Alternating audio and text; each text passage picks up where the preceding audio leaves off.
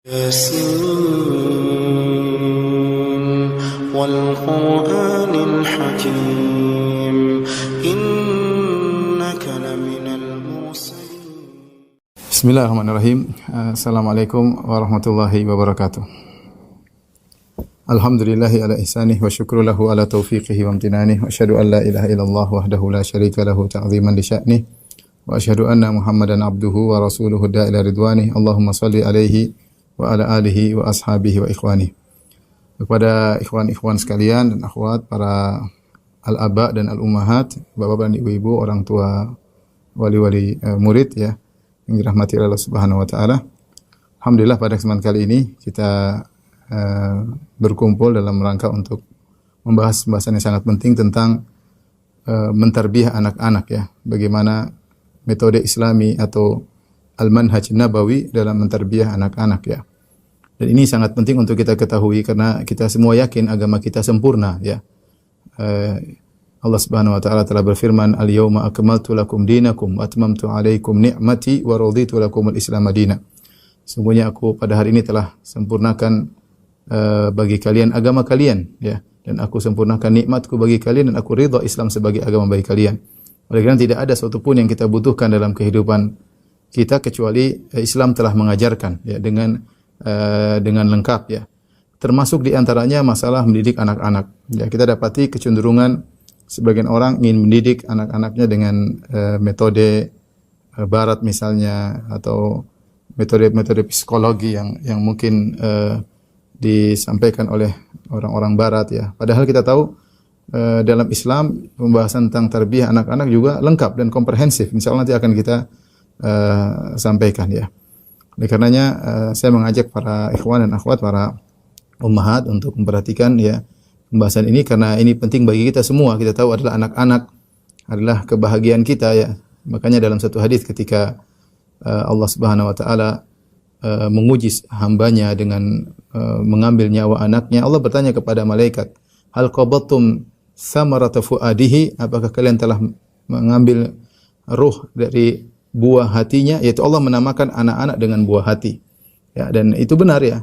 Samaratul fuad, yaitu kita tahu betapa cintanya kita kepada anak-anak, dan Allah Subhanahu wa taala berfirman, "Al-malu wal banuna zinatul hayatid dunya." Bahwasanya harta dan anak-anak adalah perhiasan dunia ya. Makanya Allah juga berfirman, "Zuyyina lin-nasi hubbus syahawati minan nisa'i wal banin." Bahwasanya manusia dihiasi oleh Allah mencintai wanita dan juga mencintai anak-anak. Jadi anak-anak adalah sumber kebahagiaan kedua orang tuanya. Oleh karenanya mendidik mereka memang butuh perjuangan ya, butuh perjuangan. Dan saya ingatkan bahwasanya anak-anak ini adalah aset terbaik bagi seseorang, aset terbaik bagi seseorang. Ini sering saya sampaikan dalam banyak pengajian ya. Kalau anak-anak kita anak-anak yang soleh ya, maka betapa bahagia yang kita di dunia. Sebelum di akhirat, di dunia kita mendapati anak-anak yang soleh, yang mungkin taat, kalau kita bilang dia dengar, menyenangkan hati orang tua, maka seakan-akan kita mendapatkan surga yang disegerakan. Dan itu benar ya. Saya lihat anak-anak, Masya Allah, satu mulai hafal Quran, satu membantu orang tua, satu pandai masak mungkin yang perempuan ya, yang satu pandai bersih-bersih rumah ya. Bahkan dalam sedikit kenakalan mereka yang mungkin saling mengganggu antara kakak dan adik, ada kebahagiaan. Kita lihat mereka terkadang ribut sana ribut sini, apalagi kita lihat mereka bertengkar aja terkadang kita sudah bahagia, apalagi lebih daripada itu ya. Jadi anak-anak merupakan buah hati orang tua.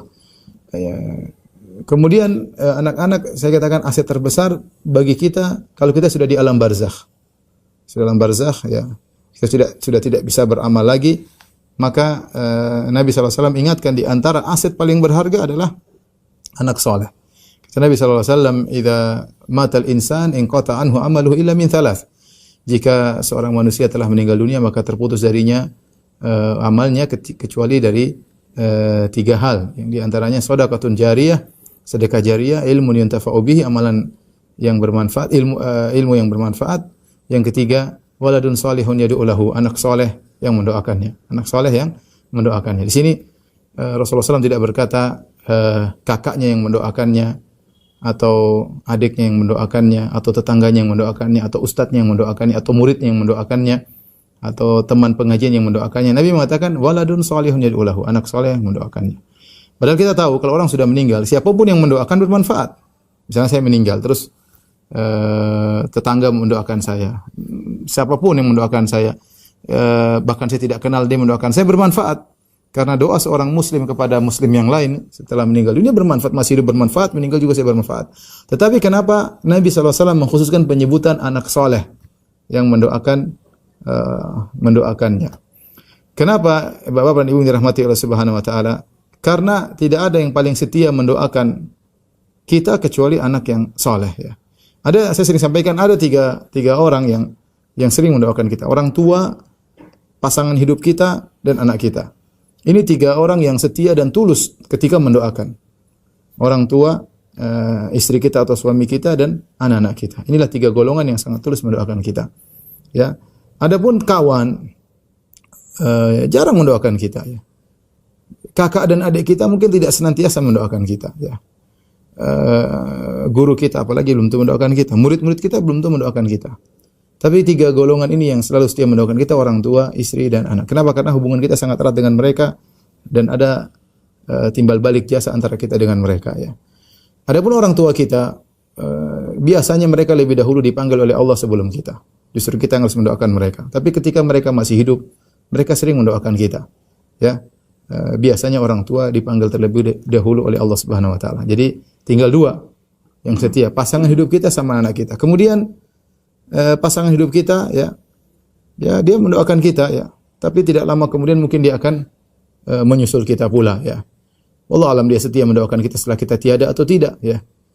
Bisa jadi seorang wanita meninggal dunia kemudian suaminya nikah lagi, apakah dia masih mendoakan istrinya atau tidak? Wallahu alam bishawab, ya.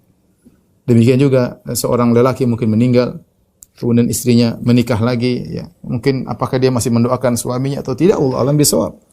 Tetapi biasanya pasangan hidup sering mendoakan pasangannya. Tapi yang paling memungkinkan setelah kita meninggal adalah anak-anak.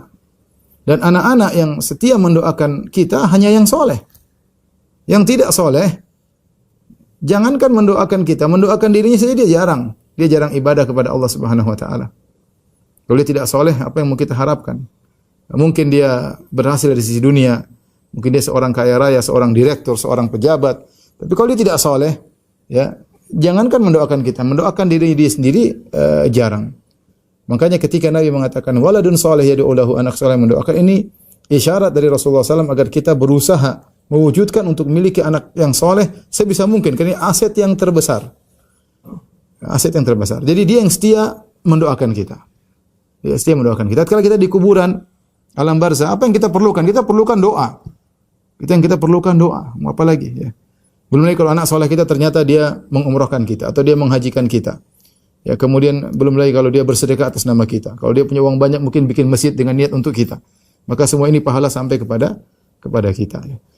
Ini sisi pertama. Kenapa Rasulullah SAW menyebut anak soleh, ini sisi pertama. Yang kedua, sebagian ulama berpendapat bahwasanya seluruh amal soleh yang dilakukan oleh anak kita, kalau itu merupakan andil kita dalam menjadikan dia anak soleh, entah kita yang mendidiknya, entah kita yang masukkan ke pondok, entah kita panggilkan guru ngaji, ya. Tapi kita yang punya andil untuk mendidik dia menjadi anak soleh, maka seluruh amalan dia, pahalanya mengalir juga kepada kita sebagai orang tua. Ya, kepada kita sebagai orang tua. Dan ini adalah sikap cerdas dari seseorang untuk bisa efisien dalam memperoleh pahala yang banyak. Makanya saya sering sampaikan, bayangkan jika kita punya anak 5, misalnya anak 5, anak kita soleh semua. Anak kita soleh semua.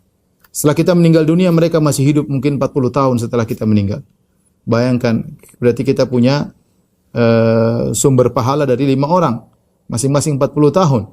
40 kali 5 orang, 200. Berarti kita punya sumber pahala berapa? Sekitar 200 tahun. Dari 5 orang anak yang soleh, masing-masing 40 tahun. Karena semua yang mereka kerjakan berupa amal soleh akan ngalir kepada orang tuanya. Sebagaimana dijelaskan oleh para ulama, karena kita yang memotivasi mereka untuk beramal soleh, kita yang mendidik mereka, kita yang berjuang, kita yang berdoa agar mereka menjadi anak soleh. Maka ketika mereka jadi anak soleh dan mereka beribadah, Ya, selain mendoakan kita, maka pahala mereka juga akan mengalir kepada kita sebagai orang tua.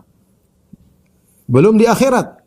Di akhirat kata Allah Subhanahu wa taala, "Walladzina amanu wattaba'atuhum dzurriyyatuhum biimanin alhaqna bihim dzurriyyatahum wa ma alatnahum min amalihim min syai' kullu imri'in bima kasaba rahin." Sebagaimana dalam surat Tur kata Allah Subhanahu wa taala, dan orang-orang yang beriman ya dan diikuti oleh anak-anaknya yang beriman pula, alhaqna bihim dzurriyyatahum. Maka kalau orang tua levelnya tinggi, anak-anak levelnya di bawah, maka Allah akan alhaqna bihim. Allah akan susulkan anak-anak kepada orang tua sehingga level mereka sama. Sehingga level mereka sama di surga. Wa ma alatnahum min amalihim min syai'. Kami tidak mengurangi ganjaran dari orang tua. Misalnya antara ayah dan anak, ayahnya misalnya atau ibunya di level 7 di surga misalnya, anaknya ternyata level 3, maka karena karunia Allah Subhanahu wa taala, anak-anak bisa diangkat levelnya di level 7 sejajar dengan orang tua tanpa mengurangi pahala orang tua. Dan kata para ulama, ini berlaku sebaliknya. Ini berlaku sebaliknya. Antara anak dan orang tua saling memberi manfaat, saling beri syafaat pada hari kiamat kelak. Ini berlaku sebaliknya karena makna zurriyah dalam bahasa Arab mencakup nenek moyang dan mencakup anak-anak, ya, mencakup nenek moyang dan mencakup anak-anak, ya. Oleh karenanya sebaliknya pula, jika anak-anak kita ternyata lebih soleh daripada kita dan mereka memiliki level yang tinggi di surga, ya, maka kita bisa disusulkan oleh Allah sejajar dengan mereka. Dan tentu ini adalah kebahagiaan tersendiri tatkala kita bisa dikumpulkan bersama anak-anak dan keluarga di akhirat kelak. Inilah ikhwan dan akhwat para wali-wali murid, bapak dan ibu yang dirahmati Allah Subhanahu wa taala, yang motivasi kita untuk bagaimana semangat mendidik anak-anak kita. Dan saya katakan tadi, karena ini aset terbesar bagi kita, ya, maka untuk bisa menuju ke arah sana, mempunyai anak yang soleh, butuh perjuangan. Perjuangan, pengorbanan, ya, bukan cuma pengorbanan harta jelas kita berkorban. Pengorbanan waktu, pengorbanan perasaan, menahan emosi, ya, dan lain-lain, ya, dan lain-lain. Tapi semua itu berpahala di sisi Allah Subhanahu wa taala. Saya bilang berhasil atau tidak berhasil, anak kita soleh atau tidak soleh, itu hidayah di tangan Allah. Anak kita soleh atau tidak soleh, kita dapat pahala besar karena mendidik anak-anak, ya. Apalagi kalau ternyata anak-anak menjadi anak-anak yang soleh. Taib, itu mukaddimah yang saya sampaikan mengenai pentingnya kita mendidik anak-anak. Yang berikutnya dikhususkan kepada para orang tua bahwasanya tarbiyah, mendidik anak-anak itu kewajiban yang Allah bebankan di pundak kita masing-masing. Setiap kita punya kewajiban mendidik anak-anak kita. Karena anak-anak adalah amanah dari Allah Subhanahu wa taala. Ini telah Allah sebutkan dalam Al-Qur'an. Allah mengatakan, "Ya ayyuhalladzina amanu qu anfusakum wa ahlikum nara." Wahai orang-orang yang beriman, jagalah diri kalian dan keluarga kalian, istri, anak-anak, tanggung jawab kita. Kita berusaha mendidik mereka. Kita berusaha mentarbiyah mereka. Ya, karena Islam tidak mengajarkan kita egois, ya. Jangan seorang egois, ya sudah saya beriman, istri anak saya enggak urusan. Istri mau kafir, mau masuk neraka enggak ada masalah. Nanti di sana ada bidadari. Enggak begitu, ya. Islam tidak mengajarkan seorang egois. Islam menyuruh kepala rumah tangga untuk mengajak anak istrinya masuk surga, untuk mencegah anak istrinya dari neraka jahanam. Ya ayyuhalladzina amanu qu anfusakum wa ahlikum nar. Wahai orang yang beriman, jagalah diri kalian dan keluarga kalian dari neraka jahanam, ya. Kemudian juga Allah Subhanahu wa taala, wa'mur ahlaka bis salati wastabir 'alaiha la nas'aluka rizqan nahnu narzuquk wal aqibatu littaqwa. Allah Subhanahu wa taala perintahkanlah keluargamu untuk salat, wastabir 'alaiha, dan sabar untuk salat. Sabar untuk memerintahkan mereka salat. La nas'aluka rizqan, jangan sampai, ya, kata Allah, kami tidak minta rezeki dari kalian. Jangan sampai kalian cari rezeki lupa untuk mendidik anak-anak dan istri. Nahnu narzuquk, justru kami yang beri rezeki pada kalian. Wal aqibatu littaqwa, dan kesudahan yang baik adalah bagi orang-orang yang bertakwa. Ini dua ayat menunjukkan bahwasanya tarbiyah adalah tanggung jawab kita masing-masing. Kemudian Rasulullah SAW juga menekankan, kullukum ra'in wa kullukum mas'ulun an ra'iyatihi. Setiap kalian adalah pemimpin dan setiap kalian adalah dimintai pertanggungjawab atas apa yang dia pimpinnya, ya. Seorang lelaki, dia adalah ra'in fi baitihi. Dia adalah pemimpin di rumah tangganya, di rumahnya. Maka dia akan diminta pertanggungjawaban atas apa yang berlaku dalam rumahnya. Termasuk tentang kondisi anak dan istrinya. dia diserahkan amanah oleh Allah dan dia akan dimintai pertanggungjawaban oleh Allah Subhanahu wa taala. Ini agar kita ingatkan bahwasanya tarbiyah ini adalah ibadah kepada Allah Subhanahu wa taala, ya. Allah membuka pintu pahala dengan kita berusaha mentarbiyah anak-anak kita dan kita perlu perjuangan, perlu pengorbanan dalam mendidik anak-anak kita. Ikhwan dan akhwat yang dirahmati Allah Subhanahu wa taala, sebelum saya menyampaikan tentang metode atau manhaj Nabi dalam mendidik anak-anak, saya ingin menyampaikan tentang bagaimana tanggung jawab besar orang tua terhadap pendidikan anak-anak, ya. Dari perkataan Ibnu Qayyim rahimahullahu taala. Ibnu Qayyim rahimahullahu taala pernah berkata, qala ba'du ahli ilm. Berkata sebagian ulama, "Inna Allah Subhanahu yas'alul walid an waladihi yaumil qiyamah qabla an yas'alal waladi an walidihi." Sebagian ulama berkata, sungguhnya Allah akan bertanya kepada orang tua tentang tanggung jawabnya kepada anaknya sebelum Allah bertanya kepada anak tentang tanggung jawabnya terhadap orang tuanya. Perhatikan, ini perkataan sebagian ulama. Jadi ada sebagian ulama berpendapat, justru yang ditanya lebih dahulu adalah orang tua terhadap tanggung jawabnya kepada anak-anaknya. Sebelum anak-anaknya ditanya tentang tanggung jawabnya terhadap orang tua. Ya. Fa innahu kama ana lil abi ala ibnihi haqqan falil ibn ala abihi haqqun. Sungguhnya sebagaimana orang tua punya hak terhadap anak, maka anak juga punya hak terhadap orang tua yang akan dimintai pertanggungjawaban oleh Allah Subhanahu wa taala. Sebagaimana Allah berfirman, "Wa wasainal insana biwalidayhi husna." Kami wasiatkan kepada seseorang untuk berbakti kepada orang tuanya. Allah juga berfirman, "Qu anfusakum wa ahlikum nar." Jagalah diri kalian dan jagalah keluarga kalian dari neraka jahanam. Ya. Dan Nabi juga bersabda, "I'dilu baina auladikum." Hendaknya kalian adil di antara anak-anak kalian. Ya. Kemudian Ibnu Qayyim rahimahullah taala juga berkata, "Faman ahmala ta'lima waladihi ma yanfa'uhu." Barang siapa yang melalaikan anak-anaknya, dia tidak tidak mendidik anaknya dengan perkara yang bermanfaat bagi anaknya, wa tarakahu suda, dan dia meninggalkan anaknya begitu saja dicuekin, faqad asaa ghayatal isaah, maka dia telah berbuat buruk yang seburuk-buruknya. Wa aktsarul auladi inna ma jaa fasadu min qibalil aba, dan kebanyakan anak-anak rusak itu gara-gara orang tuanya. Gara-gara orang tuanya. Wa ihmalihim lahum, karena mereka cuek, tidak memperhatikan tarbiyah anak-anaknya. Wa tarki ta'limihim faraidad dini wa sunanihi, dan mereka tidak mengajarkan anak-anak mereka tentang kewajiban-kewajiban agama dan sunnah-sunnah agama. Fa adha'uhum sigharan, maka para orang tua tersebut menyia-nyiakan anak-anak mereka ketika anak masih kecil. Falam yantafi'u bi anfusihim, sehingga anak-anak akhirnya tidak bisa memiliki manfaat, tidak bisa bermanfaat. Walam yanfa'u aba'ahum kibaran, dan anak-anak tersebut akhirnya tidak bisa beri manfaat kepada orang tua mereka setelah mereka besar. Ya. Kama ataba ba'dhum waladahu 'alal uquq, sebagaimana sebagian orang tua mencela anaknya, "Kenapa kau durhaka kepada saya?" Faqala ya abati, maka sang anak menjawab, "Ya abati, innaka aqaqtani saghiran." Wahai ayahanda, aku durhaka sama engkau sekarang. Dulu waktu kecil kau sia-siakan aku. Kau durhaka kepadaku.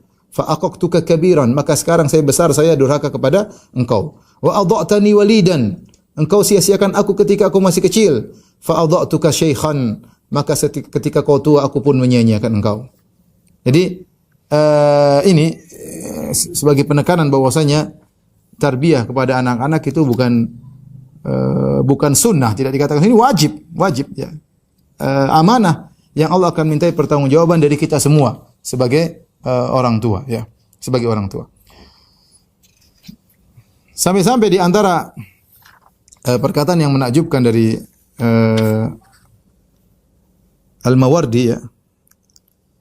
Beliau berkata, saking pentingnya tentang hak anak-anak, beliau berkata, "Awwalu haqqil walad an yantaqi ummahu." Ya. Famin awwali haqqil walad an yantaqi ummahu. Kata Al-Mawardi, bahkan di antara hak anak dia belum ada. Ibunya belum ada. Tapi kata Al-Mawardi di antara kalimat emasnya, di antara hak anak yaitu seorang lelaki mencari istri yang soleha. Karena istri yang soleh ini akan mendidik anaknya di kemudian hari.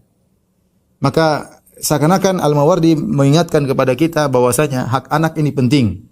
Bahkan sebelum dia ada, ya, sebelum dia ada, seorang lelaki sudah berusaha memilih istri yang soleha yang dia harapkan di kemudian hari bisa mendidik anak-anaknya.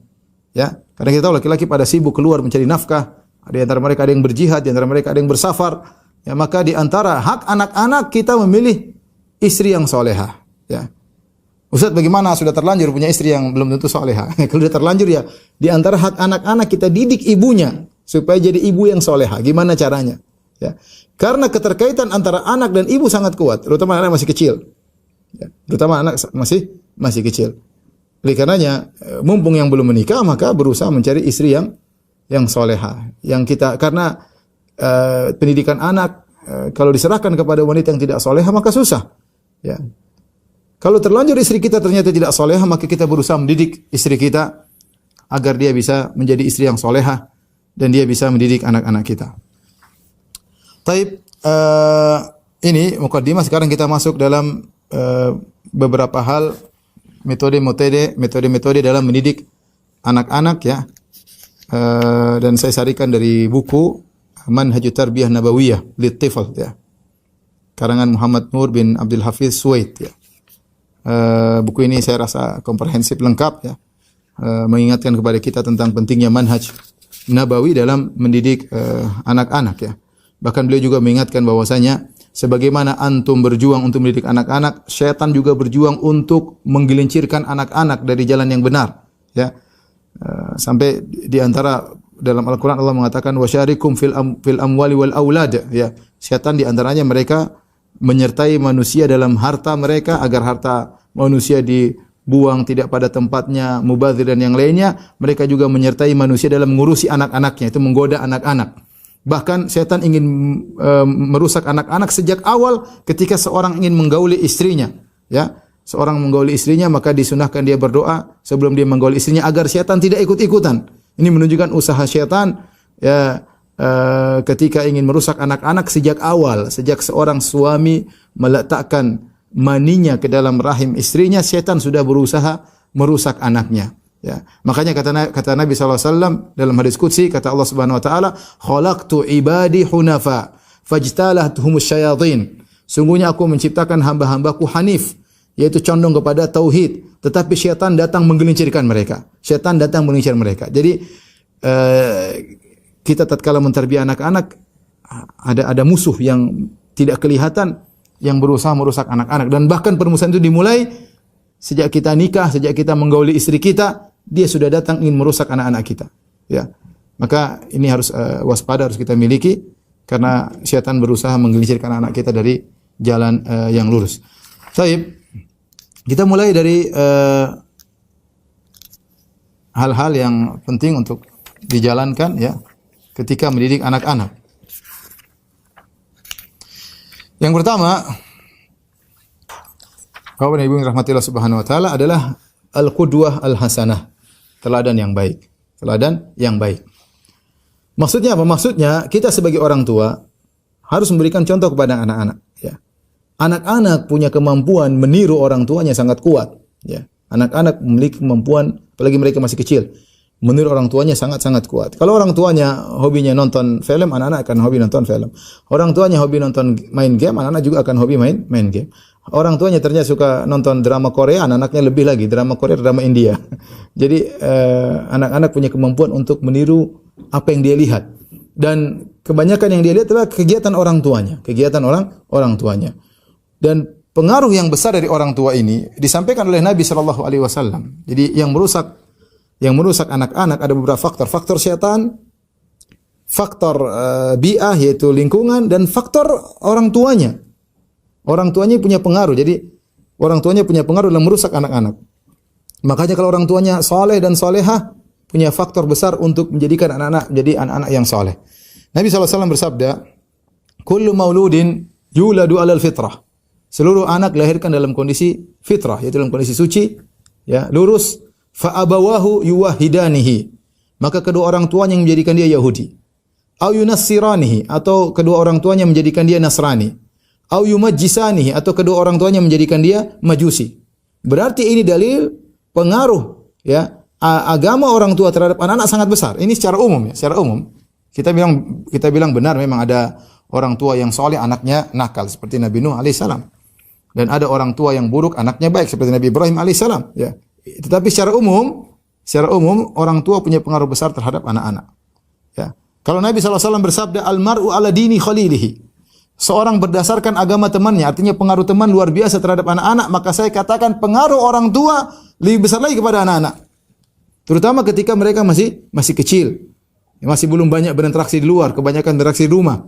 Mengapa pengaruh orang tua sangat besar? Maka Nabi SAW mengatakan, fa abawahu yuwahidanihi au yunassiranihi au yumajjisanihi. Maka kedua orang tuanya yang buat dia Yahudi atau membuat dia Nasrani atau membuat dia Majusi. Dari situ maka seorang berusaha untuk menjadi orang tua yang saleh dan ibu yang salehah yang bisa memberikan contoh yang nyata di hadapan anak-anak. Karenanya di antara perkataan para ulama, apa hikmahnya kita salat sunnah di rumah? Salat sunnah di rumah, ya. Rasulullah mengatakan la taj'alu buyutakum maqabir, jangan jadikan rumah-rumah kalian sebagai kuburan. Di antaranya baca Al-Qur'an, di antaranya salat sunnah di rumah. Di antaranya agar anak-anak bisa lihat ayahnya salat. Dari masjid ke masjid anaknya lihat. Ayahnya pulang dari masjid, itu pemandangan yang menanamkan nilai-nilai iman dalam anaknya. Meskipun anaknya enggak salat, tapi dia lihat, ayah saya ke masjid. Ayah saya balik ke masjid, ya. Terkadang anak-anak ingin ikut ke masjid, ya. Sampai saya dulu masih ingat saya punya anak, saya ke masjid, anak saya perempuan bilang, "Abi mau ikut ke masjid." Bilang, "Enggak boleh, anak perempuan di rumah." Saya laki-laki, saya laki-laki ingin ikut ke masjid waktu di Saudi, ya.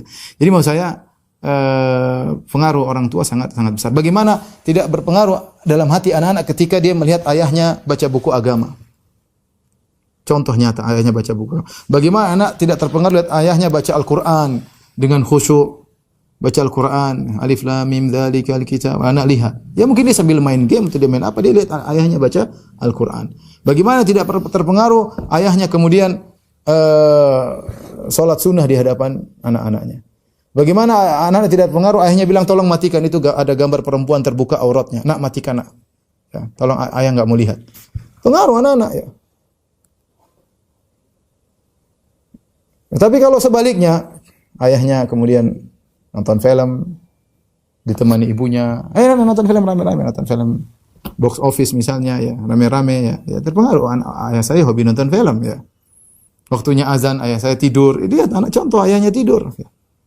Ayahnya tidur, ya. Berbicara ayahnya bohong sama kawannya, bohong sama ibunya, dia lihat pengaruh. Bagi dia biasa, ya. Sampai kalau ayahnya pelit, dia akan pelit juga. Ayahnya pelit, dia akan pelit. Ya. Dan itu pengaruh luar biasa, ya. Anak saya bilang, cerita sama saya, "Abi, si fulan pelit banget, Bi, kalau makan sembunyi-sembunyi, enggak mau di depan kita, tidak mau." Saya bilang, "Ya sudahlah, tidak apa-apalah." Dalam hati saya bilang wajar, karena saya tahu bapaknya juga sangat pelit. Jadi ternyata benar. Buah jatuh tidak jauh dari batang pohonnya, ya. Itu pepatah Indonesia yang benar, ya. Pepatah Indonesia yang benar. Anak tidak jauh dari orang tuanya, ya. Oleh karenanya, ini saya bilang secara umum, ya. Bisa jadi saya katakan tadi orang tua tidak soleh, ternyata anaknya jadi ustadz, bisa jadi anaknya ustadz, anaknya jadi perampok, bisa jadi ayahnya ustadz, anaknya penjahat, bisa jadi. Tapi kita bicara secara umum, bahwasanya orang tua punya pengaruh besar ketika dia menjadi qudwah hasanah. Dan betapa sering praktek nyata itu lebih bermanfaat dari berbagai macam teori, dari ratusan teori, ya. Ada seorang saya pernah dengar dia cerita, dia bilang suatu hari saya naik mobil bersama ayah saya, kemudian tiba-tiba kita di lampu merah, ya, kita menunggu lampu lagi merah, tiba-tiba lampu hijau sementara ada orang tua lewat. Maka ayah saya kemudian turun dari mobil, kemudian dia mencegah mobil semuanya sampai orang itu lewat. Dan saya lihat subhanallah, ayah saya berkorban untuk seorang yang tua, yang lewat, yang ayah saya pun tidak kenal, dan itu pelajaran berharga. Pelajaran yang saya tidak akan lupakan seumur hidup. Lebih bermanfaat dari berbagai macam teori, ratusan teori yang saya dengar. Makanya qudwah hasanah itu sangat penting, ya. Bagaimana sikap kita terhadap misalnya suami terhadap istri. Ini anak-anak lihat, bapak saya sama ibu saya begini, ya. Sampai saya pernah dapati kasus, ini wanita sangat kurang ajar sama suaminya. Ketika dicek ternyata ibunya dulu kurang ajar sama bapaknya. Ibunya sampai bikin gini, bapaknya sampai ngancam bapaknya. Dia melihat itu suatu pemandangan biasa. Melihat itu suatu pemandangan biasa sehingga dia pun durhaka sama suaminya. Dosanya kemana? Dosanya ke ibunya yang ngajarin dia bermaksiat kepada orang tuanya. Bermaksiat kepada suaminya, maka dia pun menjadi membangkang kepada suaminya. Ya. Karenanya ini penting, praktek nyata, baik kita dalam masalah sedekah, dalam masalah sholat, dalam masalah baca Quran. Bagaimana anak tidak terpengaruh? Misalnya kita sholat malam, terus anak terjaga, dilihat, bapak saya ngapain malam-malam? Ternyata sholat malam. Ternyata sholat malam. Ini punya pengaruh ya. Namanya kita juga usaha ya. Kalau kita sudah berusaha baik, ternyata anak kita nggak baik, ya itu sudah di luar kemampuan kita. Tapi yang paling utama agar anak-anak menjadi soleh, bisa tarbiyah adalah tarbiyah yang lihat langsung dari ayah dan ibunya. Dari ayah dan ibunya. Tapi kalau dia dapati ayah ibunya suka gibah, cerita orang sana, merendahkan orang, sombong, anaknya jadi sombong. Anaknya jadi tukang gibah. Anaknya jadi mudah merendahkan orang lain. Kenapa? Karena begitu pembicaraan di keluarganya. Begitu pembicaraan di keluarganya. Maka poin pertama, agar kita bisa mendidik anak-anak sebelum kita letakkan di sekolah, sebelum kita taruh dititipkan di Al-Wildan, kitanya dulu harus baik. Berusaha semaksimal mungkin, fattaqullaha mastata'tum, berusaha semaksimal mungkin, sebisa mungkin kita menjadi orang baik terutama di hadapan anak-anak. Sehingga kalau kita mau ribut pun sama istri, jangan di depan anak-anak. Ya. Sehingga karena mereka melihat apa yang kita lakukan. Ini yang pertama ya. Dalam satu hadis, Al-Imam Abu Dawud meriwayatkan satu hadis dari Abdullah bin Abi Bakrah rahimahullahu taala. Beliau berkata, qultu li abi, yaitu anaknya Abu Bakar. Abu Bakar sahabat radhiyallahu anhu. Dia berkata, ya abati, wahai ayahanda, asma'uka taqulu kulla ghadatin. Aku mendengar engkau berdoa setiap pagi, Allahumma afini fi sam'i, Allahumma afini fi basari, wa la ilaha illa anta, tukarriruha thalathan. Engkau berdoa, ya Allah, ya, berilah aku keselamatan pada pendengaranku, keselamatan pada penglihatanku, keselamatan pada jasadku. Tidak ada yang berhak disembah kecuali engkau. Engkau mengulanginya 3 kali, hina tusbihu ketika pagi hari, dan engkau mengulanginya 3 kali ketika sore hari. Hina tumsi. Jadi dia lihat, ayahnya kok baca doa seperti ini, kok diulang 3 kali. Anak bertanya.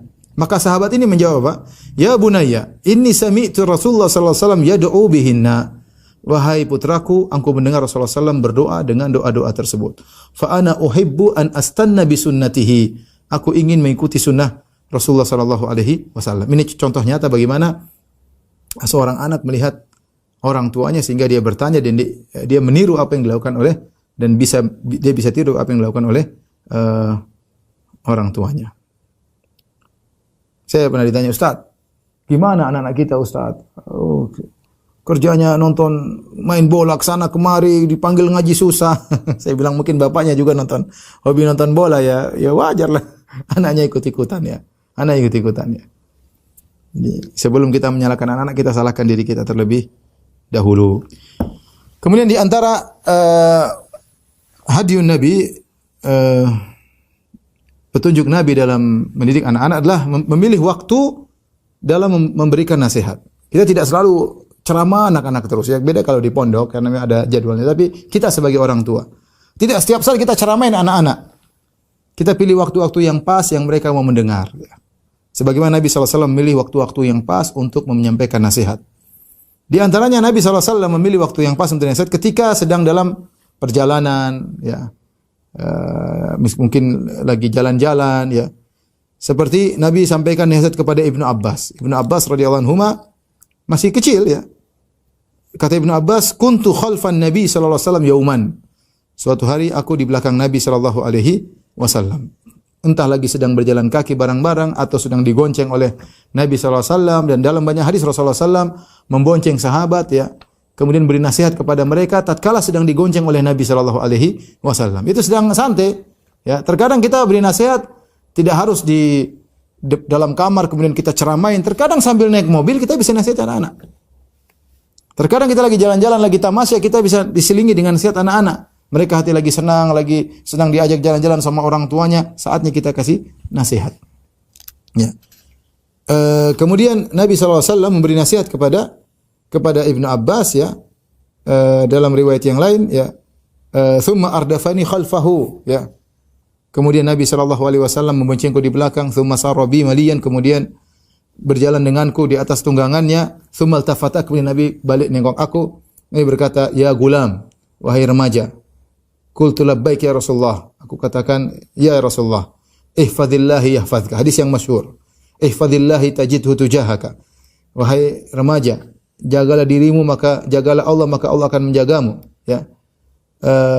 Ihfazillah, jagalah Allah, niscaya Allah kau dapati Allah di hadapanmu, dan seterusnya. Tapi intinya Nabi ketika menasihati Ibnu Abbas ya ketika dalam kondisi sedang berjalan, ya, bukan dalam ruangan khusus ya, tetapi ketika sedang jalan-jalan. Dan ini mungkin ini contoh dari Nabi. Kita bisa saja memilih waktu yang lain, tapi ini saya ingin sampaikan bahwasanya Nabi memilih waktu yang tepat untuk memberi nasihat kepada anak-anak. Contoh lagi, seperti anak-anak mungkin sedang melakukan kesalahan, saatnya kita juga beri nasihat, tentu dengan cara yang lembut, tentu dengan cara yang lembut ya. Ya, saya ingatkan bahwasanya hukum asal kita memberi nasihat adalah dengan kelembutan. Dengan kelembutan ya.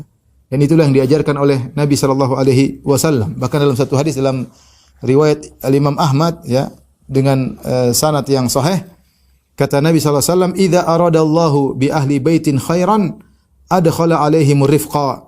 Jika Allah menghendaki kebaikan pada suatu keluarga, Allah masukkan kelembutan dalam keluarga tersebut. Saya ulangi, idza aradallahu bi ahli baitin khairan adkhalaha alaihim ar-rifqa. Jika Allah menghendaki kebaikan pada suatu keluarga, Allah masukkan kelembutan pada mereka. Dan Nabi SAW mengatakan, "Maka narifku fi syai'in illa zana, wa ma nuzi'an syai'in illa syana." Tidaklah kelembutan diletakkan pada suatu kecuali akan menghiasinya, dan tidaklah dicabut dari suatu kecuali akan merusaknya, akan membuat dia menjadi buruk. Jadi hukum asal segala sesuatu adalah kelembutan. Jangan sampai di rumah kita sering teriak-teriak ya.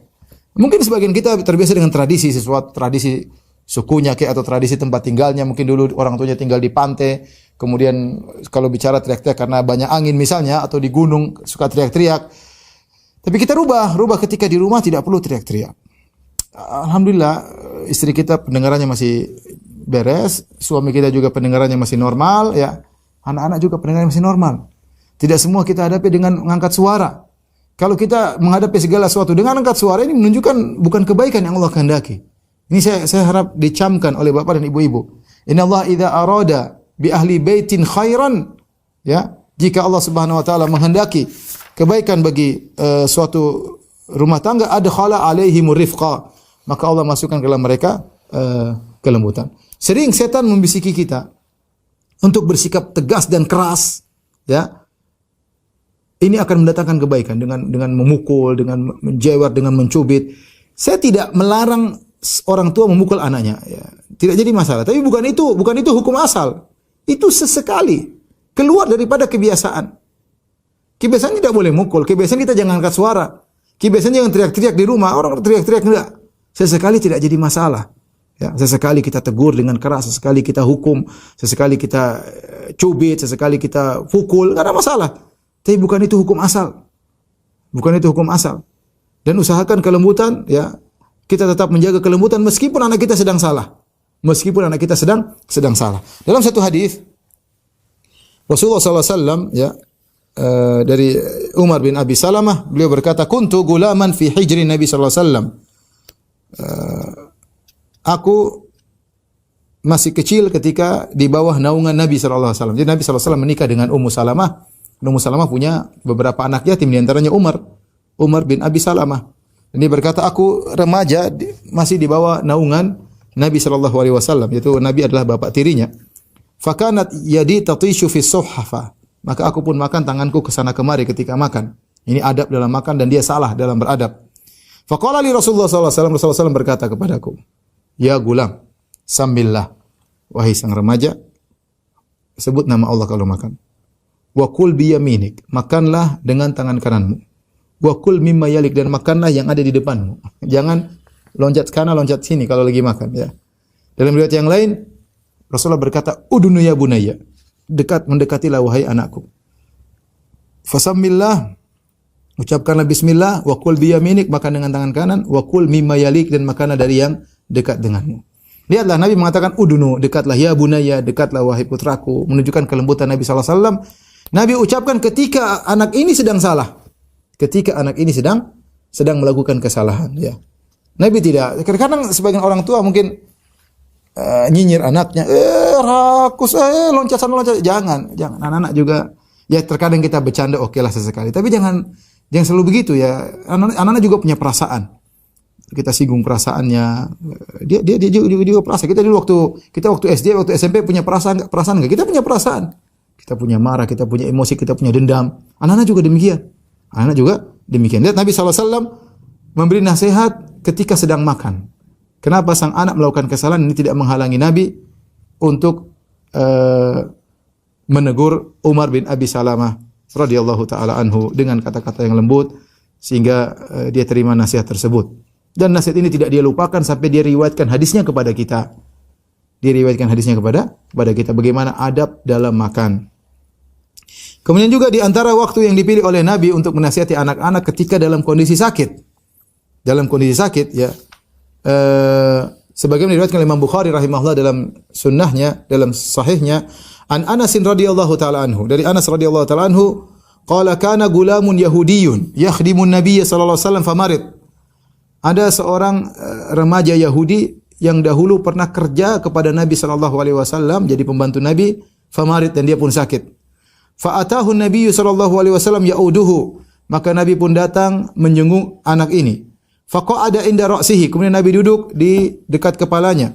Fa qala lahu aslim. Nabi nasihati. Kata Nabi, masuklah engkau dalam Islam. Fa nadhara ila abihi wa huwa indahu. Anak itu ada bapaknya di sampingnya. Dia enggak enak mau masuk Islam, dia tanya sama bapaknya.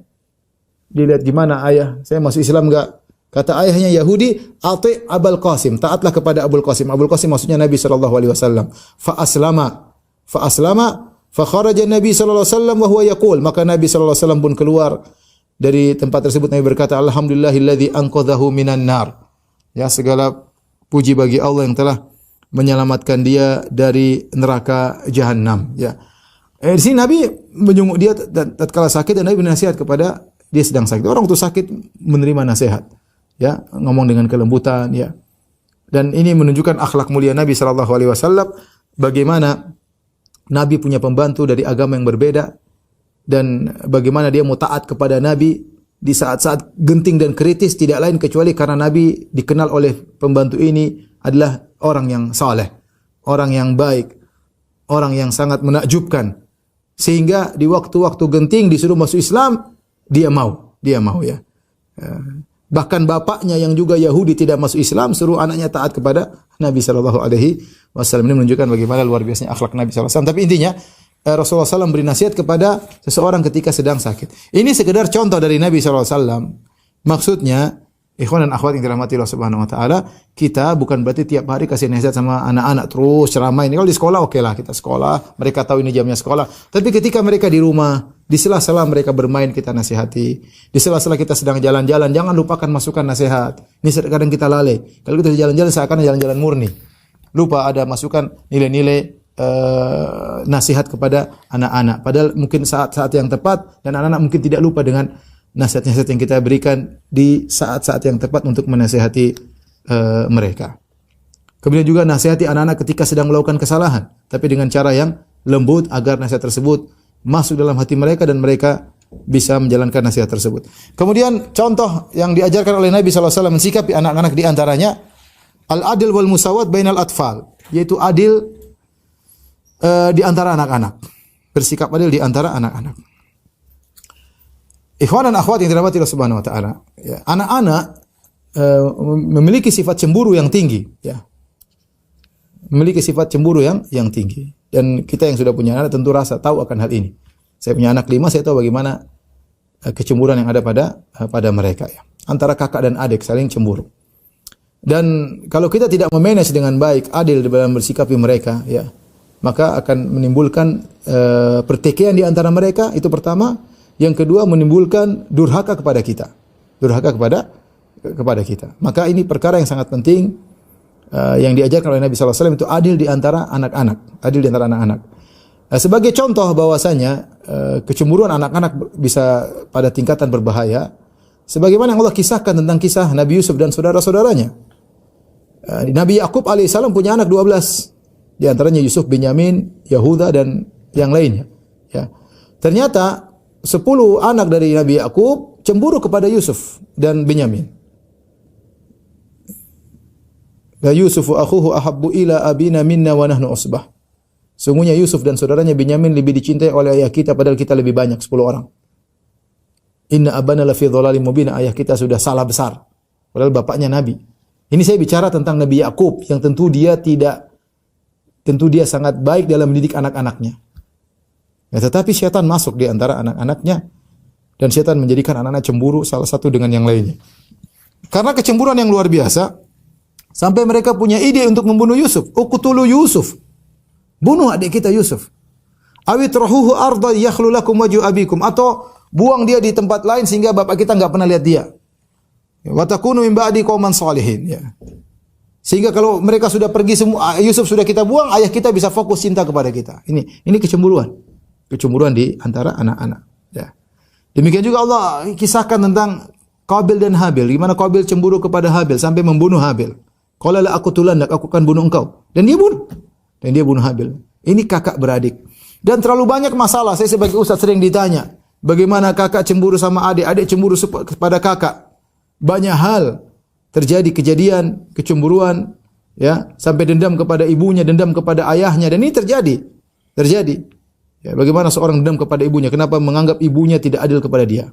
Ya. Kemudian dia durhaka kepada ibunya. Ya, setan bermain. Di antara hal yang menjadikan anak durhaka dan menjadikan mereka bertikai di antara mereka adalah tidak adilnya orang tua dalam memberi pemberian kepada anak-anak. Dalam satu hadis yang diriwayatkan oleh Imam Bukhari, Imam Muslim dari Nu'man bin Bashir radhiyallahu anhuma, anna abahu ata Rasulullah sallallahu alaihi wasallam, bahwasanya Bashir bapaknya Nu'man datang kepada Rasulullah sallallahu alaihi wasallam. Jadi Bashir ini kasih hadiah kepada anaknya Nu'man. Hadiah yang berupa budak. Dia punya budak, dia kasih kepada anaknya, dan ini hadiah besar. Budak harganya mahal zaman dahulu, hadiah besar. Sementara dia punya anak dari istri-istri yang lain, tidak dia kasih. Maka ketika dia kasih kepada Nu'man, ibu dari Nu'man, istri yang merupakan ibu dari Nu'man, nyuruh, wahai Bashir, kau minta persaksian dari Nabi SAW. Kenapa? Karena kau tidak kasih anak-anakmu yang lain dan istri yang lain. Kau cuma kasih kepada Nu'man. Maka Bashir datang kepada Nabi untuk menjadi saksi atas pemberian hadiahnya kepada Nu'man. Maka datanglah Bashir kepada Nabi. Kemudian Bashir berkata, wahai Rasulullah, inni nahaltu ibni hadha gulaman kana li. Saya memberikan hadiah kepada putraku Nu'man ini, budak yang saya miliki, saya berikan kepada dia. Rasulullah SAW bertanya, akullu waladika nahaltahu mithla hadha? Apakah semua anak-anakmu yang lain kau berikan seperti yang kau berikan kepada Nu'man? Ya, dan ini wallahu alam, zahirnya kalau masalah hadiah memang ada khilaf. Apakah hadiah disamakan antara laki-laki dengan perempuan? Beda kalau waris berbeda. Tapi kalau hadiah ketika seorang masih hidup, apakah dia memberikan kepada anak laki-laki, anak perempuan dengan perbandingan 2:1 atau sama 1:1? Ini ada khilaf di kalangan para ulama.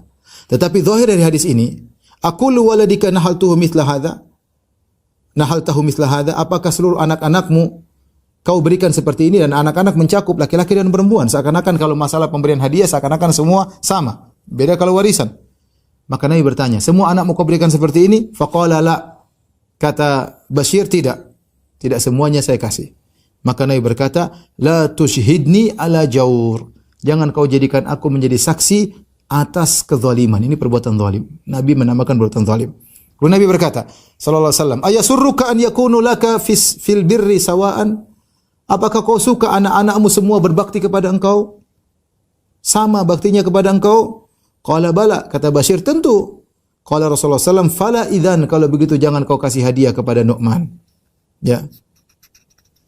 Dalam riwayat Muslim, Rasulullah bertanya, afa'alta hadza biwaladika kullihim?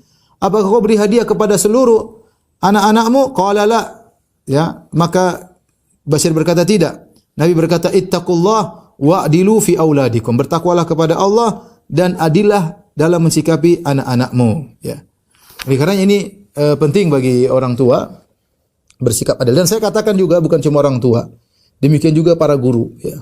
Kenapa di antara hikmah para guru tidak boleh mendapat hadiah dari wali murid? Ya. Tidak boleh. Kalau wali murid ingin memberi hadiah berikan kepada kepala sekolah yang kasih tanpa harus diketahui siapa pemberinya. Tidak jadi masalah.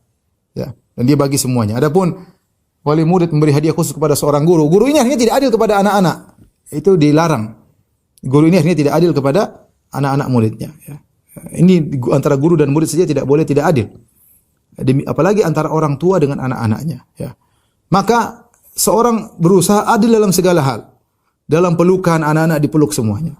Dalam ciuman anak-anak dicium semuanya. Tentu bisa jadi seorang tua lebih condong kepada salah seorang anak, jadi lebih sayang, mungkin anaknya lebih ganteng mungkin ya, atau mungkin anaknya lebih cerdas, atau anaknya lebih gagah, tetapi dia berusaha untuk adil dalam semuanya. Kalau sesuatu dipeluk semuanya dipeluk. Kalau satu disayang semuanya disayang. Kalau satu dibelikan baju semua dibelikan baju. Satu dibelikan mainan semua dibelikan mainan. Ya, bukan dalam pemberian saja, dalam sikap juga dia berusaha untuk sama. Ini hukum asal dalam mensikapi anak-anak. Karena anak-anak bisa menilai, ya. Anak-anak bisa menilai. Saya pernah mengalami ketika anak saya Zainab sama Habibah. Habibah ketika masih kecil, Zainab sudah agak besar. Saya peluk-peluk Habibah. Zainab protes. Zainab sudah besar. Dia bilang, Abi enggak adil. Siapa yang ngajarin juga bilang begitu. Dia bilang, Abi enggak adil. Saya bilang, kenapa nak? Abi peluk-peluk Habibah, Zainab enggak dipeluk. Saya jawab, yang dengan logika yang dia bisa paham. Saya bilang, Zainab juga dulu waktu kecil, Abi sering peluk-peluk. Ya. Ini sekarang adikmu masih kecil, jadi saya peluk-peluk, Zainab dikurangi. Oh gitu, dia paham. Oh gitu ya. Dia ngerti. Jadi mau saya, kecemburuan itu ada. Entah anak-anak itu mengungkapkan atau tidak. Kalau anak-anak ungkapkan masih mending, kita masih tahu kesalahan kita. Tapi kalau dia nggak ungkapkan, tahu dia jengkel, tahu dia pukul adiknya, tahu dia gampar adiknya, ini terjadi. Lihatlah anak-anak kecil misalnya, masih kecil ada bayi, kemudian kita ini yang kakaknya kurang diperhatikan, dia cemburu. Terkadang dia pukul adiknya. Kecemburuan itu ada. Oleh karena seorang berusaha untuk bersikap adil di antara anak-anaknya sebisa mungkin dalam segala hal. Ustaz, bolehkah kita bedakan anak-anak? Sebagian ulama mengatakan boleh dalam hal tertentu.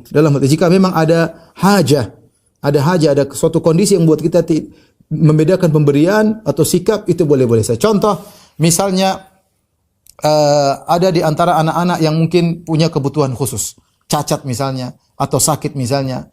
Nah, saya ingatkan kepada orang tua kasih tahu kepada anak-anak yang lain. Misalnya dia selalu maafkan yang satu, ngomel-ngomel dimaafkan terus, diberi uzur terus. Kenapa? Misalnya ternyata dia punya penyakit tertentu. Kalau dimarahin kemudian mungkin jantungan atau apa. Maka tugas orang tua beritahu kepada anak-anak yang lain. Maaf anak-anakku, ayah punya sikap khusus kepada kakak kalian karena kakak kalian begini. Mohon kalian mengerti. Dia kasih tahu kepada, agar anak-anak bisa ngerti kenapa kita memiliki sikap yang lain terhadap salah satu anak kita. Ya. Atau misalnya kita membedakan sikap karena kebutuhan. Yang satu harus misalnya masuk di universitas apa yang sehingga memerlukan kebutuhan. Ini kita jelaskan kepada yang lain. Ini kebetulan kakakmu lagi masuk universitas ini, dia butuh pengeluaran yang banyak. Maka ayah harus berikan dia kebutuhan-kebutuhan yang dia perlukan. Ini contoh. Demikian juga Imam Ahmad berfatwa, kalau misalnya ada perbedaan satu, ternyata anak kita tukang maksiat, kalau ngambil uang kita kasih selalu dia bermaksiat, maka kita boleh membedakan. Kita tidak kasih dia. Kenapa? Karena kita tahu dia gunakan untuk maksiat. Kalau kita kasih dia habiskan buat main-main, untuk foya-foya, untuk ngaburkan uang, kita boleh membedakan. Kenapa? Ini tidak mengapa, karena ada kondisi khusus yang buat kita membedakan, mensikapi salah satu dengan yang lainnya. Tapi saya katakan kembali kepada hukum asal, kita menyamakan satu dengan yang lainnya. Saya pernah menghadapi si kasus, seorang datang kepada saya, Ustaz, kakak saya enak Ustaz. Kenapa? Dia dibelikan rumah oleh bapak saya. Kamu enggak? Waktu bapak saya belikan rumah buat kakak saya masih kecil. Perhatikan. Saya masih kecil, kakak saya sudah besar, dibelikan rumah. Sekarang bapak saya meninggal, kakak saya punya rumah, saya enggak punya apa-apa. Dia jengkel. Ya. Subhanallah. Ini contoh pemberian yang besar-besar seperti ini, rumah. Kalau kita memang punya anak dan dia butuh rumah, kita kasih rumah, tapi jangan atas nama dia. Tetap nama kita. Sehingga nanti kalau terjadi sesuatu, kemudian meninggal, maka tetap aja sebagai masuk warisan, adik-adiknya juga dapat. Kecuali kalau kita semuanya sudah kasih satu-satu, ya alhamdulillah. Kasih kita punya anak 5, bangunkan rumah 5, ya sudah selesai. kita ganti nama mereka semua, sudah selesai.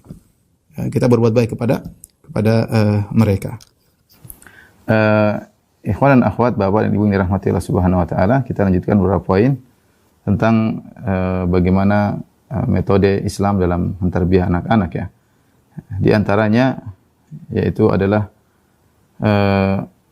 mengakui atau memperhatikan hak anak-anak. Kalau mereka punya hak ya, harus kita perhatikan dan jangan kita remehkan hak mereka ya. Bahkan ini dicontohkan oleh Nabi sallallahu alaihi wasallam. Satu hari Rasulullah sallallahu alaihi wasallam minum ya. Kemudian di samping kanan beliau ada Al-Fadl bin Abbas, yaitu sepupu Nabi sallallahu alaihi wasallam, anaknya Al-Abbas bin Abdul Muttalib ya, tapi masih kecil. Kemudian sebelah kiri Nabi sallallahu alaihi wasallam banyak asyakh, yaitu orang-orang para sahabat yang senior ya. Setelah Nabi minum, kemudian Nabi sallallahu alaihi wasallam berkata kepada si kecil Al-Fadl bin Abbas, "Ata'dzan li an u'tiya haula'il asyakh?" Apakah kau mengizinkan aku untuk berikan sisa minumku kepada orang-orang tua ini ya. Tentunya kita tahu bahwasanya sisa bekas minum Nabi sallallahu alaihi wasallam adalah berkah ya, dan ini sangat disukai oleh para sahabat mendapatkan berkah dari Nabi sallallahu alaihi wasallam. Tetapi yang menakjubkan, si Nabi minta izin sama Fadl bin Abbas, karena kita tahu kalau minuman maka kalau mau digilir kanan dulu. Tetapi karena ini adalah orang tua dan dia kecil, siapa tahu dia mengizinkan. Tapi Nabi SAW minta izin. Rasulullah SAW tidak mengatakan anak kecil, enggak usah lah. Ya. Rasulullah SAW tanya, "Ata'dzan li?" Kau izinkan aku atau tidak? Maka kata Al-Fadl bin Abbas, enggak, saya enggak izinkan. La uthiru nasibi minka ala haula. Kata Al-Fadl bin Abbas, saya tidak akan mengutamakan ya bagianku dari engkau ya Rasulullah untuk saya berikan kepada mereka. Akhirnya Rasulullah SAW kasih dia ya. Rasulullah SAW kasih dia. Ini menunjukkan bagaimana Islam kalau tahu seorang anak punya hak, maka harus diperhatikan, jangan disepelekan, jangan dilalaikan ya. Karena kalau anak-anak ngerti dia punya hak, sehingga kita beri pelajaran kepada dia bahwasanya kehidupan ini ada hak dan kewajiban. Kapan dia punya hak dia bisa ambil, kapan kewajiban harus dia kerjakan. Dan kehidupannya adalah mengambil dan memberi. Itulah kehidupan ya. Sejak kecil kita isyaratkan kepada dia bahwasanya kalau dia punya hak, kita tunaikan ya, sehingga dia menghargai hak orang lain, menghargai hak orang lain. Bayangkan Rasulullah SAW tidak meremehkan Fadl bin Abbas, bahkan minta izin kepada Al-Fadl bin Abbas. Demikian juga kisah yang menakjubkan dalam perang Uhud. Ketika para sahabat berperang, banyak anak kecil yang ingin ikut perang. Kemudian Rasulullah SAW, mereka sudah berangkat bersama Nabi SAW dalam perang Uhud. Kemudian Rasulullah SAW menghentikan mereka suatu tempat dekat lokasi Uhud. Kemudian Rasulullah SAW ista'aradahum, itu Rasulullah SAW periksa. Setelah diperiksa, ternyata yang masih di bawah umur, Rasulullah SAW suruh pulang. Ya, banyak disuruh pulang. Ibnu Umar diantaranya disuruh pulang. Abu Sa'id Al-Khudri disuruh pulang. Sahabat-sahabat junior yang masih belum balik. Tapi ada seorang sahabat junior yang nama Rafi bin Khadij. Dan dia pandai memanah. Dan dia minta izin untuk ikut. Dan Rasulullah SAW izinkan karena dia memiliki keahlian dalam memanah.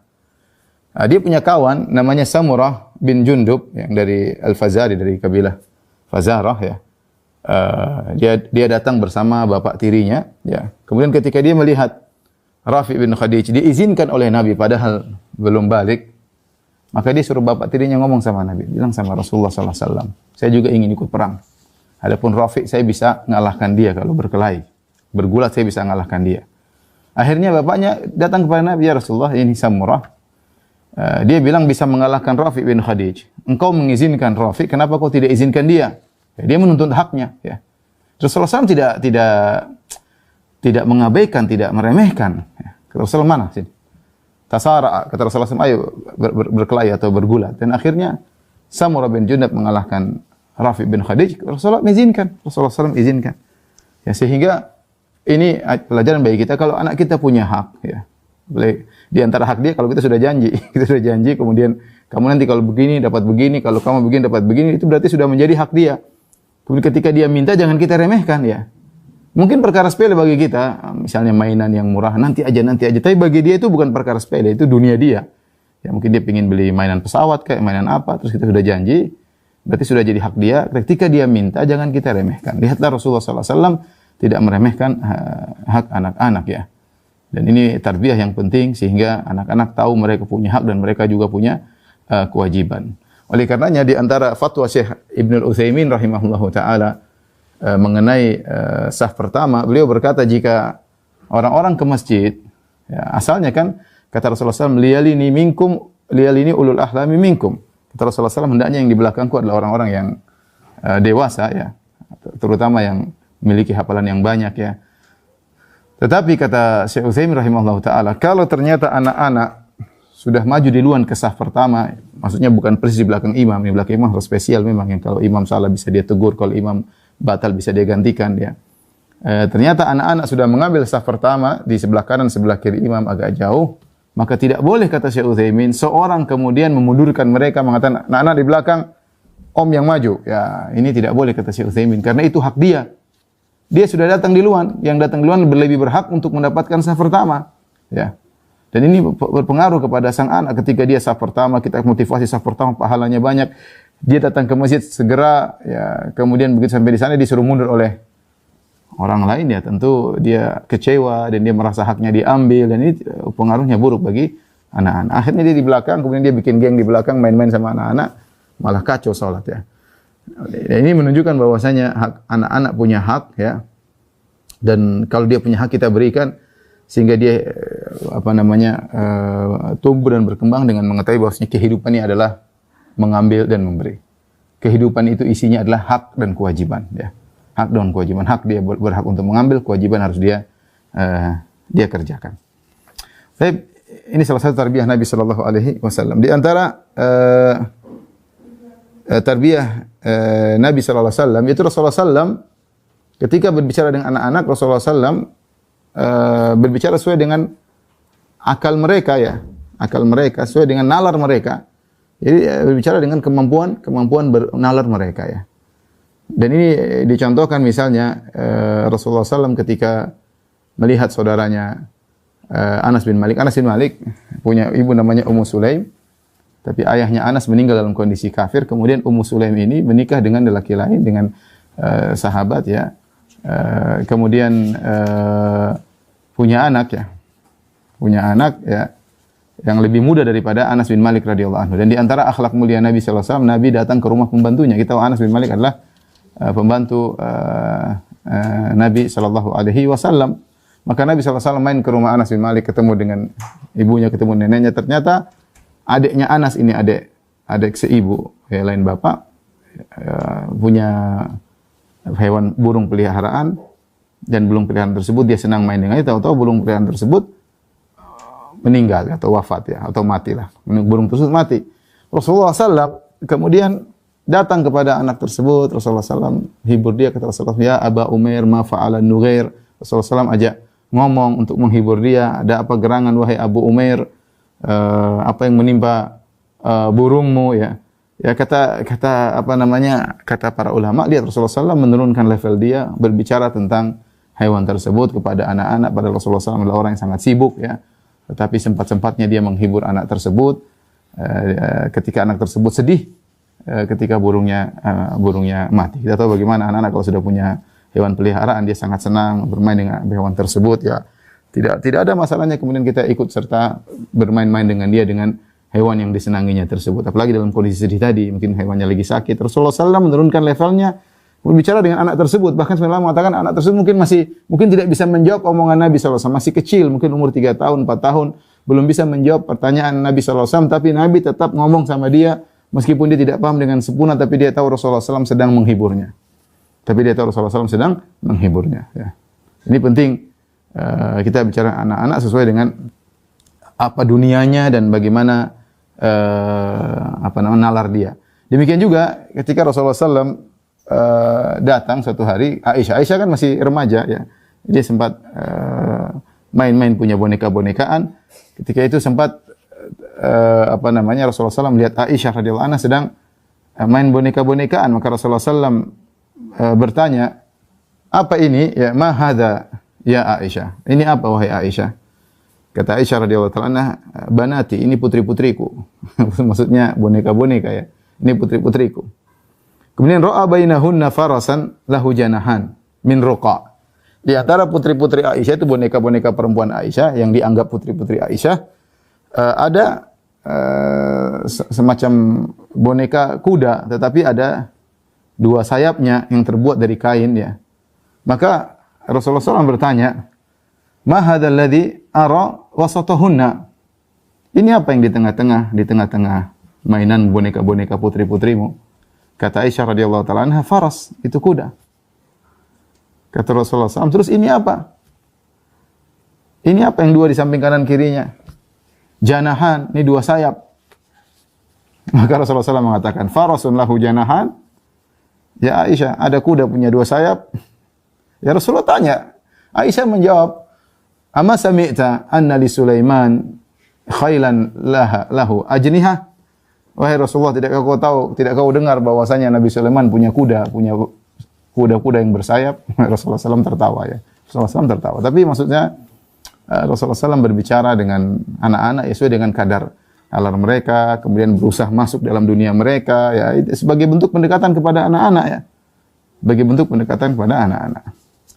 Di antara juga suatu kisah ketika sebelum terjadi perang Badar, ketika Rasulullah SAW dan pasukannya sampai di lokasi dekat Badar, kemudian orang-orang musyrikin, Quraisy, Abu Jahal dan teman-temannya juga sudah sampai dekat lokasi perang Badar. Ada salah seorang pemuda yang mengurusi onta-onta Quraisy ketangkap oleh kaum muslimin. Masih kecil, masih remaja ya, ditangkap. Kemudian ditanya oleh para sahabat, "Berapa jumlah pasukan Quraisy?" Kata dia, "Banyak." Ya. Para sahabat, "Berapa?" Dia bilang, "Banyak." Ya. Akhirnya sahabat mukul dia ya. Ini karena musuh kan. Dipukul, akhirnya kata dia, sedikit. Enggak banyak. Dia bohong. Kalau tanya lagi, "Benar sedikit atau banyak?" "Banyak." Dipukul lagi. "Berapa jumlahnya?" "Pokoknya banyak." Akhirnya Rasulullah SAW, ketika Rasulullah SAW sedang sholat, Rasulullah tegur mereka. Akhirnya Rasulullah SAW tanya kepada anak muda ini yang sesuai dengan nalar dia. Anak ini tidak mau kasih tahu berapa jumlah pasukannya Abu Jahal. Tapi Rasulullah SAW bertanya kepada dia yang sesuai dengan nalar dia yang mungkin dia bisa paham. Sehari berapa onta yang mereka sembelih untuk makan? Maka anak muda ini berkata, ya antara baina tis'a wa asyara, sekitar 9 atau 10 ekor onta. Kata Rasulullah SAW, mereka sekitar 1000. Jadi Rasulullah SAW bisa tahu jumlah mereka dengan menghitung onta yang dimakan. Di satu ekor onta dimakan oleh mungkin 100 orang. Kalau 10 ekor onta berarti sekitar 1000 orang. Dalam peperangan makan mereka segitu ya. Nah, ini yang diperkirakan oleh Nabi SAW, dan Nabi bertanya pada hal yang dia bisa jawab. Selesai. Ini menunjukkan Rasulullah SAW ketika berbicara dengan anak-anak sesuai, atau dengan anak muda sesuai dengan nalar mereka. Ini di antara tarbiyah kepada anak-anak. Kita harus turun level, kita bicara sesuai dengan nalar mereka, kira-kira paham atau tidak. Ya, kalau tidak paham jangan kita berbicara dengan pembicaraan yang mereka tidak paham. Sampaikanlah sesuai dengan pemahaman mereka. Sebagaimana perkataan Ali bin Abi Thalib radhiyallahu taala anhu, "Haditsun nas bima ya'rifun." Bicaralah dengan orang-orang sesuai dengan nalar mereka. Dan ini penting, Bapak dan Ibu yang dirahmati Allah Subhanahu wa taala, saatnya kita main sama anak-anak ya. Kita masuk dengan dunia mereka ya. Entah mereka main permainan, entah mereka main mobil-mobilan, entah mereka punya hewan peliharaan. Pokoknya kita masuk dunia mereka, kita ngobrol sama mereka sesuai dengan nalar yang dia bisa pahami. Di antara salah satu contoh tarbiyah Rasulullah sallallahu alaihi wasallam. Kemudian di antara contoh yang dicontohkan oleh Nabi sallallahu alaihi wasallam yaitu menjauhkan diri dari cercaan dan celaan. Ini salah satu tarbiyah yang buruk adalah orang tua suka mencerca, orang tua suka mencela, apalagi suka nyinyir.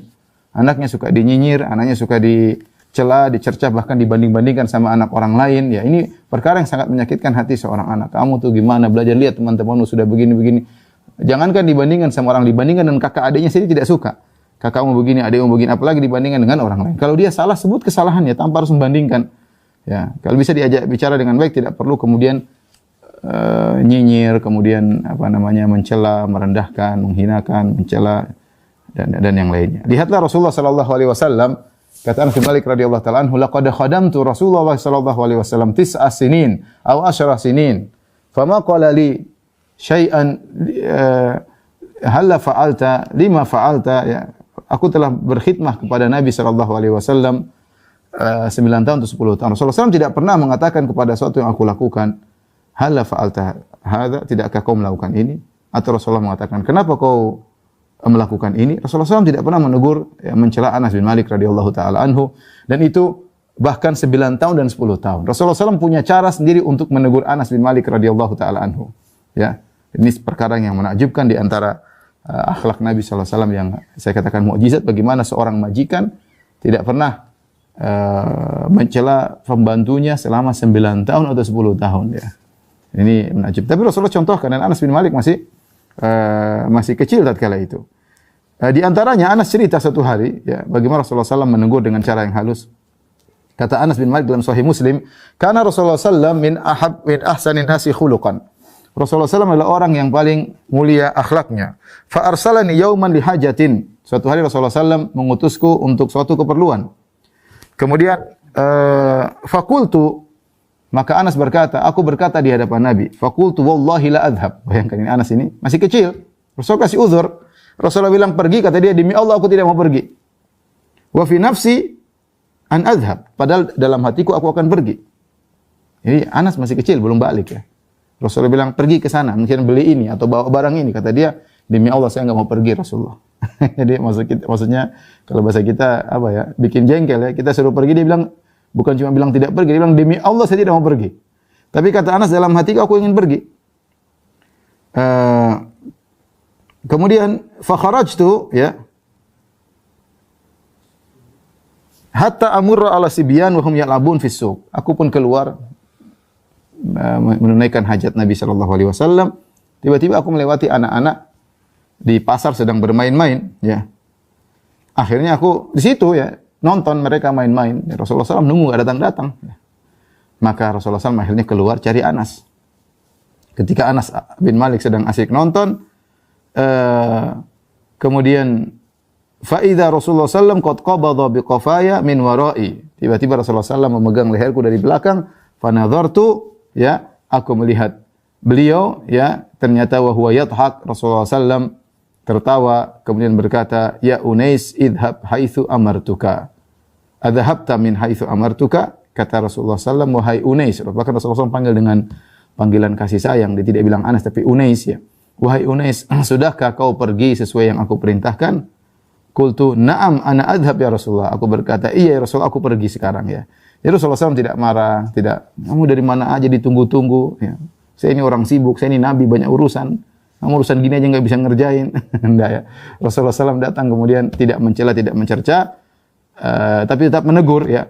Jadi ini diantara metode yang penting bagi orang tua dalam mendidik anak-anak, jauhi dari cercaan, makian, hinaan, nyinyir, ya. Kita sudah sebutkan bahwasanya idza arada Allah bi ahli baiti khairan adkhala alaihim rifq.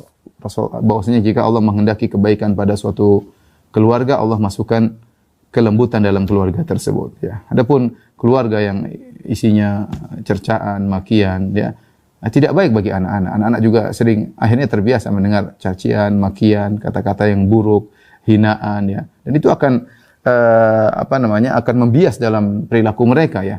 Kita orang tua, ya, biasakan berkata-kata yang baik, biasakan dengan hidup dengan tenang, tegur dengan baik, ya. Sehingga anak-anak juga berakhlak demikian, ya. Mereka punya salah, namanya anak tidak mungkin tidak punya salah. Kita juga masih kecil cukup banyak salah. Tapi apakah setiap kesalahan kita cerca, kita maki, kita rendahkan, kita hina, kita bandingkan dengan anak orang lain, ya, itu menjatuhkan mental mereka. Dan itu semua adalah keburukan. Sekali-sekali kita tegur, oke. Sekali-sekali kita marah, tidak dilarang. Tapi jangan mendominasi tarbiyah kita terhadap anak-anak. Kemudian di antara metode Nabi SAW adalah mendoakan anak-anak. Ini sudah pernah saya singgung juga, mendoakan anak-anak. Rasulullah SAW mendoakan Anas bin Malik radhiyallahu taala anhu. Rasulullah SAW mendoakan Ibnu Abbas radhiyallahu taala anhuma. Rasulullah SAW mengatakan, Allahumma faqihu fid din. Ya Allah, buatlah Ibnu Abbas faqih dalam agama. Allahumma wa'allimhu ta'wil. Ya Allah, ajarkanlah dia ilmu tafsir Al-Quran, ya. Rasulullah juga mendoakan Anas agar diberkahi hartanya dan anak-anaknya.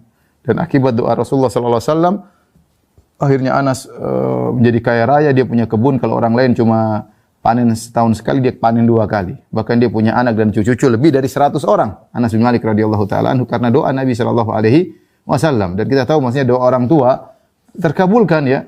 Karena Rasulullah mengatakan salatu da'awatin yustajabna la syakka fihinna, 3 doa yang pasti dikabulkan. Di antaranya doaul walid liwaladihi, dalam riwayat ala waladihi. Doa seorang orang tua untuk kebaikan anaknya, dalam riwayat yang lain doa orang tua untuk kecelakaan anaknya. Maka orang tua mendoakan anak itu doa yang sangat tulus ya.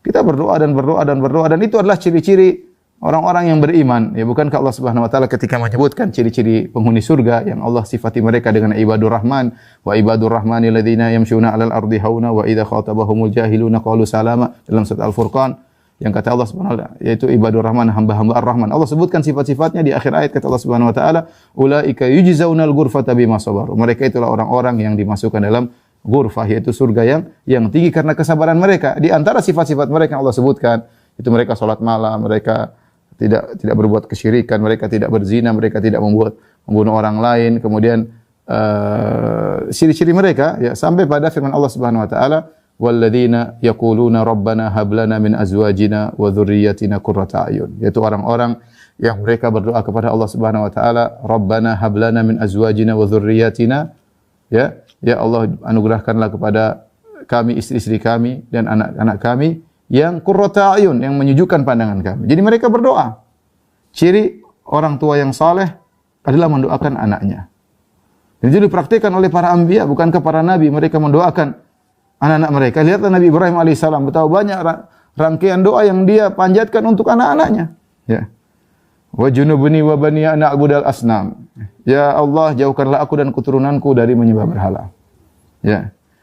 Inni askantu min dzurriyyati biwadin ghairi dzi zar'in 'inda baitikal muharram. Rabbana liyuqimus shalah. Ya Allah, agar mereka mendirikan salat. Rabbi ja'alni muqimas salati wa min dzurriyyati. Ya Allah, jadikanlah aku penegak salat dan juga anak-anakku. Jadikanlah dia penegak salat. Ya. Oleh karenanya seorang menyisihkan waktu untuk mendoakan anak-anaknya, dan waktu paling baik sepertiga malam yang terakhir. Bangun malam sisihkan doain istri, ya, doain anak-anak, orang tua, kawan-kawan yang berjasa kepada kita. Kemudian doa untuk kaum muslimin, ya, berdoa untuk kita, berdoa bangun. Ya, 5 menit berdoa sudah selesai permintaan kita semuanya. Apa susahnya? Kita bangun berdoa kepada Allah. Ya, menangis agar anak-anak dijaga oleh Allah Subhanahu wa taala. Apalagi zaman sekarang, zaman fitnah, zaman medsos, zaman internet, ya. Yang tidak ada bisa menyelamatkan mereka kecuali Allah Subhanahu wa taala. Bangun malam kita berdoa, ya. Kita berdoa, dan kita tahu anak-anak kita mungkin tidak semuanya saleh, ada yang baik, ada yang agak nakal, ada yang mungkin nakal, macam-macam. Tapi peran doa sangat penting, ya. Apalagi Nabi mengatakan doa orang tua kepada anak dikabulkan, ya. Karena kita tahu di antara sifat atau adab doa untuk dikabulkan adalah tulus dalam berdoa. Tulus dalam berdoa, benar-benar mohon kepada Allah, dan tidak ada yang mendoakan anak kita seperti kita. Tidak ada yang mendoakan untuk kebaikan anak kita seperti kita. Karena ini darah daging kita, buah hati kita, kebahagiaan kita. Maka kalau kita berdoa, benar-benar kita serius. Itu menunjukkan kesalehan kita. Ya. Maka saya ingatkan kepada diri saya pribadi dan juga kepada para wali murid, ya, jangan lupa berdoa untuk anak-anak. Berdoa bangun malam, ya, dalam sujud doakan anak-anak, nangis kepada Allah Subhanahu wa taala. Ya Allah, jadikanlah mereka anak-anak yang saleh, ya. Jadikan mereka adalah berbakti kepada diriku ketika hidupku dan setelah kematianku. Berdoa kepada Allah Subhanahu wa taala. Ya. Jangan pernah malas mendoakan anak-anak, ya. Dan itu ciri-ciri orang-orang yang saleh. Bahkan bukankah ketika kita bersafar kita berdoa, ya, doa safar, yaitu kita mengatakan Allah wal khalifatu fil ahl, ya. Kita mengatakan, ya Allah, ya, Engkau adalah al khalifatu fil ahl, yaitu yang aku serahkan keluargaku kepada Engkau ketika aku bersafar, agar Allah menjaga anak-anak kita meskipun kita sedang bersafar jauh dari mereka, ya. Bahkan yang menakjubkan, ya, di antara kebiasaan orang-orang Arab sampai sekarang, ya, kalau mereka telepon anak-anak mereka doain dulu. Saya betapa sering mendengar Syekh Abdul Razak dan syekh-syekh yang lain juga. Kalau mereka telepon anak mereka sebelum ngomong, ya, mereka doakan, ya, rafa'allahu qadrak, ya Allah, semoga Allah, ya anakku, semoga Allah angkat derajatmu, Ya anakku, semoga Allah meluruskanmu. Bayangkan, ini telepon dari Indonesia ke Saudi. Si Abdul Razak kalau telepon nggak langsung bicara to the point sama anaknya. Dia doa dulu. Dan itu kebiasaan orang secara umum. Jangankan kepada anak, kepada kita aja. Kalau kawan-kawan telepon, kadang kalau saya telepon kawan saya orang Arab, "Oh, Firanda, kaif halu?" Doain dulu. Ini pulsa jalan terus, ini doain terus. Ini pulsa jalan terus. Dulu belum ada zaman WhatsApp. Dia doain dulu, doain sendiri sudah makan pulsa, baru kemudian kita ngobrol. Subhanallah. Tapi itu kebiasaan baik ya. Dan kadang-kadang kita, ya kalau kita Indonesia mungkin canggung, kita bilang, telepon anak, kita bilang, "Nak, semoga Allah menjagamu, semoga Allah mengangkat derajatmu, semoga Allah meluruskan niatmu." Kita canggung, kita nggak biasa. Tapi saya bilang itu adalah tradisi yang baik yang diterapkan oleh orang-orang Arab Saudi. Dan itu sering saya dengar terutama dari para ulama mereka. Kalau mereka telepon anak-anak mereka, mereka doain di telepon. Doa, baru kemudian mereka berbicara. Semua adat yang tradisi yang menakjubkan ya. Tapi tidak mengapa kita sampaikan kepada anak kita kalau telepon, kita bilang, "Sayang, nak, Abi tadi malam doain kamu, semoga kamu," ya kita kabarkan dia, bahwasanya kita doain dia agar dia merasa bahwasanya orang tuanya perhatian sama dia. Agar dia nanti dia jawab, "Ya, Anda juga doain ayah kok," ya. Tidak apa-apa, kita kabarkan bahwasanya kita doain dia agar dia menjadi termotivasi bahwasanya ayahnya perhatian sama dia sehingga dia tidak ingin mengecewakan ayahnya. Jadi ini penting ya, jangan disepelekan mendoakan anak-anak agar menjadi anak-anak yang soleh ya. Kemudian di antara tarbiyah Nabi SAW ketika menasihati anak-anak, Nabi SAW memanggil mereka dengan kata-kata yang menunjukkan kasih sayang. Rasulullah SAW berkata dalam panggilannya, "Ya bunayya," ya. Meskipun bukan anak beliau, artinya wahai putraku, ini boleh. Atau para salaf sering mengatakan, "Ya bna akhi," wahai putra saudaraku, ya. Wahai putra saudaraku, ya. Siapa saja kan saudara kita sama Islam. Ya bna akhi, ya. Yaitu ada perkataan wahai putra saudaraku. Ini menunjukkan kasih sayang kepada orang tersebut ketika kita menasihatinya. Kata Nabi SAW mengatakan, "Ya gulam," wahai sang pemuda, wahai sang remaja, ya. Rasulullah SAW memanggil dengan kata-kata yang menyenangkan untuk didengar dan membuat orang termotivasi ya. Atau Rasulullah SAW beri kunyah tadi seperti anak kecil ya. Rasulullah SAW mengatakan, "Ya Aba Umair." Padahal dia masih kecil, masih umur 3-4 tahun, sudah dikasih kunyah, "Ya Aba Umair." Saya punya kawan dulu, masih kawan juga sekarang di Madinah. Gue ketemu anaknya dia panggil, "Ya Aba Sa'ad." Masih kecil, masih umur 4 tahun ya. Menurut mereka kalau anak-anak dikasih kunyah, dia kayak merasa punya tanggung jawab, dia merasa dihargai oleh bapaknya. "Ya Abu Fulan." Dia panggil dengan kunyah sehingga anak tersebut merasa dihormati, merasa dihargai oleh orang tuanya meskipun anaknya masih 4 tahun ya. Masya Allah, saya bilang anak-anak sudah dikasih kunyah dan itu sunnah. Rasulullah SAW memberi kunyah kepada sebagian anak-anak untuk memotivasi mereka. Jadi hindari kita panggil anak kita dengan kata-kata yang jelek ya. Ya brengsek, ya bangsat, syaitan, ya himar, ya keledai, apalagi nama-nama hewan ya. Aduh, sebagian orang kalau sudah marah dipanggil anaknya dengan nama-nama hewan ya. Saya dengar ada seorang syekh cerita, jadi ada orang marah-marah bangunkan anaknya salat subuh, dia bangunkan. "Ya bini, bangun. Ayo putraku bangun salat subuh." Anaknya ambil selimut lagi, "Putraku bangun salat subuh." "Ayo sudah subuh." Anaknya enggak bangun-bangun, akhirnya dia marah. "Ya himar," kata dia, "wahai keledai." Anaknya langsung bangun. "Apa Abi?" Abi bilang apa? "Wahai keledai." Kalau saya keledai berarti Abi bapaknya keledai. Jadi janganlah kita manggil kata-kata yang menghina anak-anak, tapi tunjukkan kasih sayang. Lihatlah bagaimana Nabi Nuh alaihissalam, ya, anaknya brengsek, kurang ajar ya. Mungkin sudah didakwai ratusan tahun tetap kafir, sudah mau mati masih sombong ya. Sudah mau tenggelam masih, "Qala sa'awi ila jabalin ya'simuni minal ma'." Aku akan pergi ke puncak gunung yang menyelamatkan aku dari bencana banjir ini. Nuh mengatakan, "Ya bunayyar kam ma'ana." Wahai putraku, subhanallah. Nuh memanggil dengan panggilan lembut. Dia tidak mengatakan kafir. Saya bilang apa? Kamu jangan brengsek makanya, jangan ini akibat tidak nurut sama ayah. Enggak, dia panggil yang ada kata-kata lembut. "Ya bunayyar kam ma'ana." Wahai putraku, naiklah ya. Naiklah. Ya, wala takum ma'al kafirin, jangan ikut mereka, ikutilah ayah ya. Tidak ada cacian, tidak ada makian. Ini orang tua sayang kepada anak-anak. Ini masalah kebiasaan saja ikhwan dan akhwat. Masalah kebiasaan. Orang yang terbiasa, ya biasanya orang kalau semua maki itu kurang berpendidikan. Ya, mohon maaf ya. Orang suka maki-maki, bicara kotor, itu orang berpendidikan, nggak pernah belajar adab, ya wajar. Ya. Ya mungkin Badui Indonesia, mau diapain ya?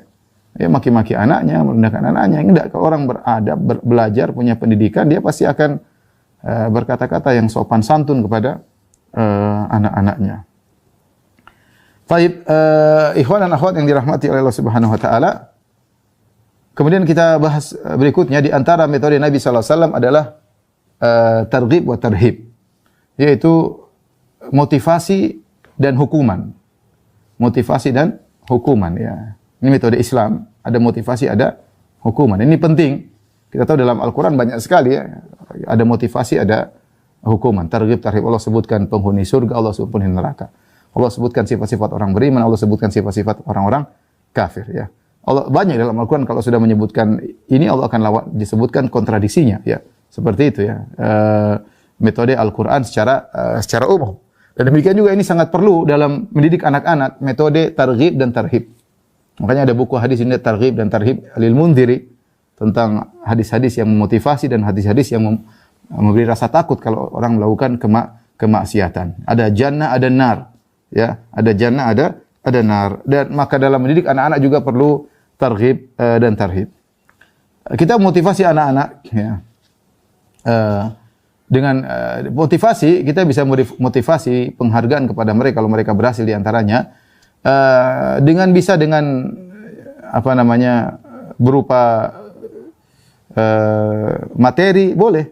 Kalau siapa yang hafal ini, ayah akan belikan ini misalnya, ya.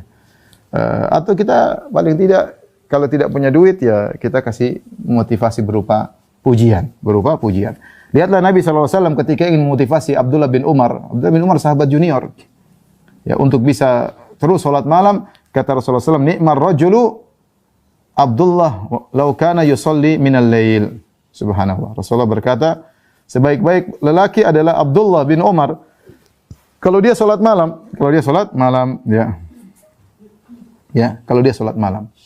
Maka Ibnu Umar langsung semangat salat malam. Kenapa yang ngomong demikian? Nabi SAW, sebaik-baik lelaki seandainya dia salat malam. Ini motivasi dari Nabi SAW, ya, kepada Ibnu Umar. Demikian juga Ibnu Umar pernah dimotivasi oleh bapaknya Umar bin Khattab radhiyallahu taala anhu, sebagaimana hadis yang masyhur dalam Sahih Bukhari dan Sahih Muslim yang lainnya, ketika Rasulullah SAW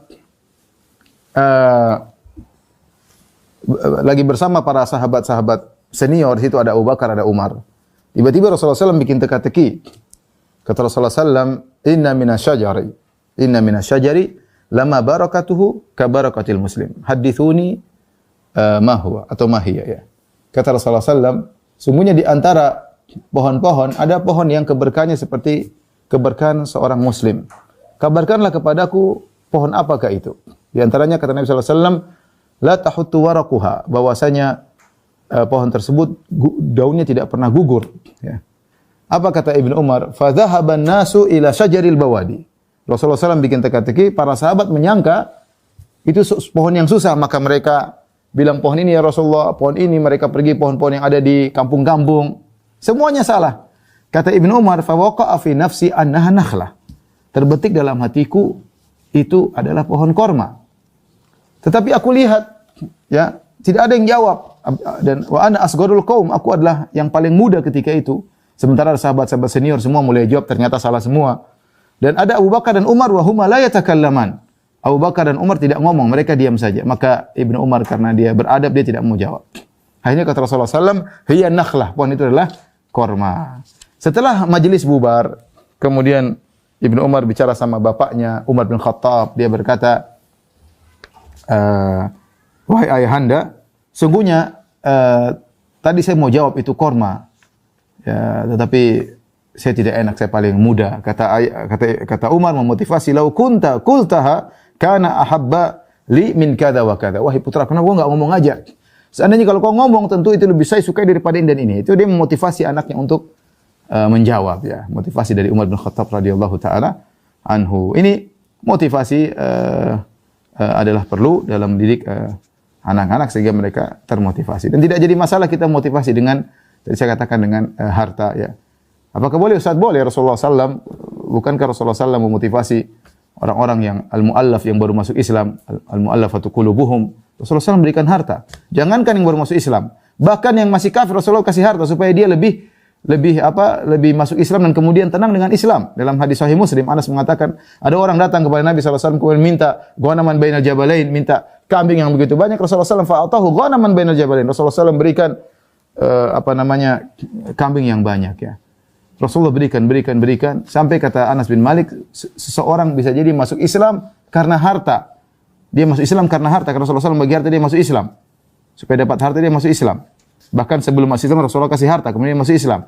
Kemudian setelah dia masuk Islam, Islam lebih dia cintai daripada yang lainnya. Anak-anak demikian juga. Kita kasih motivasi, mungkin belikan apa, kayak belikan sepeda, kayak belikan mainan kayak ya. Kalau kamu hafal ini, hafal juz amma, ayah belikan ini, ibu belikan ini. Kalau kamu hafal juz ini, ayah belikan ini. Kalau kamu ranking, ayah belikan ini. Kasih dia motivasi ya. Kalau kamu misalnya bisa bahasa Inggris bagus, ayah kasih begini. Apakah ilmu dunia, ilmu agama, terserah ya. Yang penting kita motivasi demi perkembangan ilmiah anak-anak ya. Nanti kalau kita kasih, kita bilang ini sekedarnya saja yang Allah berikan, sediakan buat kamu di akhirat lebih banyak. Ini sekedarnya saja. Semoga kamu senang. Intinya kasih dia ya. Jangan bilang anak-anak, nak, kamu harus ikhlas. Sudah, kamu ranking nggak usah dapat apa-apa. Kamu harus ikhlas. Anak-anak ya susah digituin ya. Kita mau begitu, anak kamu harus ikhlas, nggak usah dapat apa-apa. Sudah kamu ngaji ya sudah, nggak usah dapat hadiah. Ikhlas karena Allah Subhanahu Wa Taala. Ya namanya anak-anak. Dan tidak mengapa kita kasih dia motivasi berupa duniawi sesekali. Ya, nanti kalau dia sudah hafal, dia sudah ngerti, dia akan cinta dengan Islam sebagaimana orang-orang baru masuk Islam dikasih harta, lama-lama Islam lebih dia cintai daripada harta itu sendiri. Jadi motivasi itu perlu. Dan kalau mereka sudah melakukan sesuatu, kan anak-anak suka pamer, ya, ayah saya sudah begini, umi saya sudah begini, kita hargai, masya Allah anakku, masya Allah, semoga Allah memberkahimu, semoga begini. Kita kasih apresiasi kepada mereka ya. Jangan malah kita rendahkan ya. Misalnya ada anak perempuan lapor, umi, saya Aisyah sudah perbaiki tempat tidur. Yang dari masya Allah, kemudian uminya bilang, itu aja kok, umi juga kecil dulu sudah beresin tempat tidur sendiri. Dia langsung jadi down ya. Ya artinya, kita harusnya puji masya Allah. Kalau kita nggak bisa beri apresiasi dengan materi, kasih apresiasi dengan perkataan ya. Anak-anak seperti itu ya. Masya Allah ya. Taib, demikian juga selain targhib, kita juga butuh tarhib. Tarhib yaitu memberi pelajaran jika melakukan kesalahan ya. Itu juga perlu memberi pelajaran jika melakukan kesalahan. Dikenal dengan ta'dib, yaitu pelajaran. Dan hukum asal dalam ta'dib atau dalam Islam mengenai ta'dib, memberi hukuman, ada dalam Islam ya. Dalam Islam meskipun terhadap anak-anak ya. Di antaranya Rasulullah SAW bersabda, "Muru auladakum bis salati wa hum sab'u sinin." Perintahkanlah anak-anak kalian untuk salat sementara mereka berusia 7 tahun. Kemudian kata Nabi sallallahu alaihi wasallam, "Wadribuhum wa hum 10 sinin."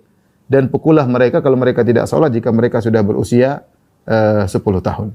Ini dalil bahwasanya memberi hukuman itu ada syariatnya, bahkan sampai pada tahapan hukuman memukul. Ya, jika yang ditinggalkan perkara besar seperti salat, maka seorang boleh memukul, tentu ada aturannya dalam memukul. Ya, jadi ini namanya memberi hukuman. Jadi dalam mendidik anak-anak ada hadiah, ada hukuman. Hukuman macam-macam ya, macam-macam bisa kita lakukan yang demi kemaslahatan sang anak. Yang perlu kita ingatkan, Bapak dan Ibu dirahmati Allah Subhanahu wa taala, para wali murid, kita ketika menghukum anak-anak ya, tentunya bukan dalam rangka balas dendam ya, tapi dalam rangka mendidiknya. Hukuman karena kita sayang kepada dia, bukan karena benci kepada dia, bukan karena menyesal punya anak seperti dia. Ya, enggak, kita menghukum dia karena kita sayang sama dia. Tentu beda antara orang yang beri hukuman karena benci, karena dendam, dengan orang yang memberi hukuman tapi dia sayang kepada orang yang dia hukumi. Dan kalau anak-anak tidak dihukumi, dibiarkan, maka khawatirnya perbuatan buruk tersebut akan menjadi sajiyah bagi dia, menjadi perangai. Yang tadinya mungkin dia lakukan sekali, 2 kali, kita biarkan akhirnya berulang-ulang jadi perangai, jadi akhlak yang tidak bisa berubah sampai dia besar, ya. Sampai dia besar. Maka kalau dia punya kesalahan kita perbaiki. Kita perbaiki, kita arahkan. Kalau tidak bisa dengan kata-kata, tidak bisa nasihat, maka kita kasih hukuman.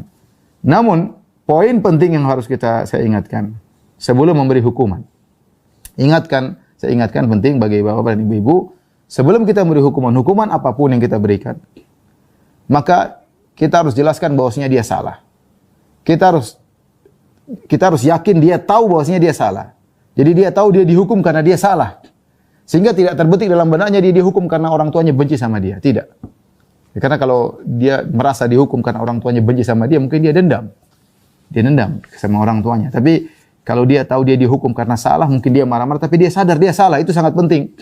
Makanya kalau kita hukum anak, kita jelasin dulu, kamu salah kan, kamu begini kan, kamu melanggar. Ya kan, salah atau tidak? Salah, ya salah, ada hukumannya. Ya, gitu. Nah, jadi pastikan dia tahu bahwasanya dia salah. Ya. Jangan dia tanya, kesalahanku apa Abi? Enggak tahu, pikir sendiri. Susah, jangan begitu. Sehingga dia merasa dizalimi. Dia merasa dizalimi. Tidak, kita jelas kamu salah. Enggak, mungkin dia debat. Enggak, kamu salah. Lihat lagi, Abi kan sudah ingat. Ingat enggak? Abi sudah peringatkan. Umi sudah peringatkan. Sudah, Bi. Kamu masalah enggak? Ya salah. Sudah dihukum ya. Jangan dia udah hukum. Yang penting dia tahu dia salah. Ini poin penting sehingga anak-anak ketika dihukum dia tidak merasa dibenci oleh orang tuanya. Tapi dia tahu bahwasanya dia dihukum karena dia salah. Entah salah ngomong, entah salah bersikap, entah malas, entah apa, entah meninggalkan sholat, entah. Yang penting dia tahu bahwasanya dia salah. Tapi saya kasih contoh ya yang disebut oleh para ulama. Contoh misalnya anak-anak berdusta. Ya, ini contoh mungkin dari anak-anak namanya berdusta. Anak-anak biasalah berdusta ya. Dan dosa itu macam-macam ya. Sebab dosa itu macam-macam. Kenapa mereka berdosa? Sebabnya banyak ya. Nah, di antara kalau anak masih kecil di bawah 5 tahun, mereka berdusta bukan tanpa sengaja, tapi karena mereka tidak bisa membedakan antara yang nyata maupun yang khayalan. Sehingga mereka kadang-kadang ngomong dicampur dengan khayalan. Jadi dusta mereka bukan dusta yang mereka maksudkan dusta, tapi dusta ini tidak pengaruh karena dia belum bisa bedakan mana yang nyata dengan yang khayalan. Ya. Apalagi kalau dia mungkin nonton sesuatu di YouTube, kemudian dia mengekspresikan dengan perkataan, terkadang bercampur antara omongan yang benar dengan khayalan, sehingga dia terjebak dengan dusta. Maka ini wajar, ini sering terjadi, anak-anak demikian ngomong dengan apa yang di benaknya. Ya. Tapi ada sebab-sebab yang menjadikan anak benar-benar dusta dan dia tahu dia dusta. Contohnya di antara sebabnya kata para ulama, di antaranya misalnya dia bergaul dengan orang yang dia tidak sukai, dia main sama anak yang lain, dia tidak suka, sehingga dia berusaha untuk menjatuhkan anak tersebut. Misalnya, ini terjadi. Ya. Dia main dengan anak yang lain ini kemudian buat dia jengkel, akhirnya untuk menjatuhkan anak tersebut, dia dusta. Dia bilang, itu anak itu begini. Padahal tidak benar. Ya. Ini berarti dia salah dan dia tahu dia dusta. Contoh dusta yang lain,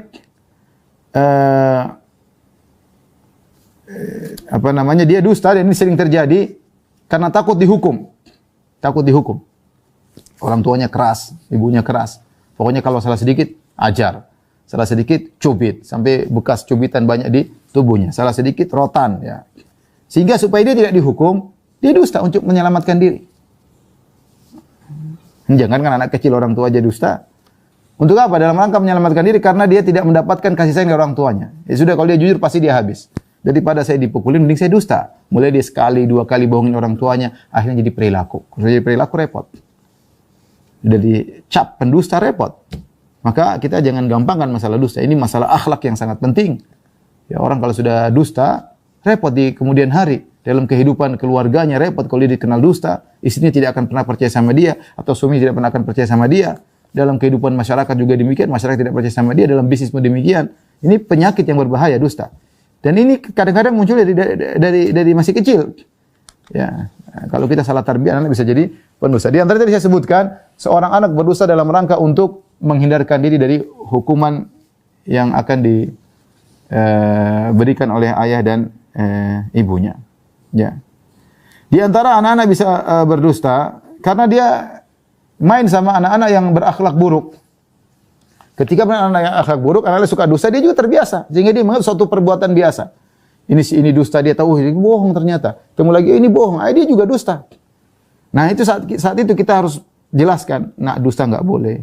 Ya, itu orang dusta, hati-hati, diingatkan anak-anak supaya jangan berdusta. Saatnya kita ingatkan, ya, tidak boleh berdusta kepada anak-anak. Di antara, dan ini saya dapati juga, ya, Di antara sebab anak-anak berdusta karena pembantu yang berdusta.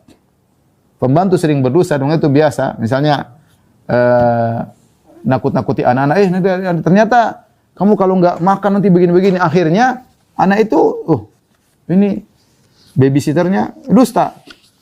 Sehingga suatu dusta, suatu hal yang biasa karena dididik oleh pembantu. Maka jangan sembarang kita kasih anak-anak pada pembantu. Kalau pembantu tukang dusta, anak-anak juga bisa terbiasa menjadi pendusta.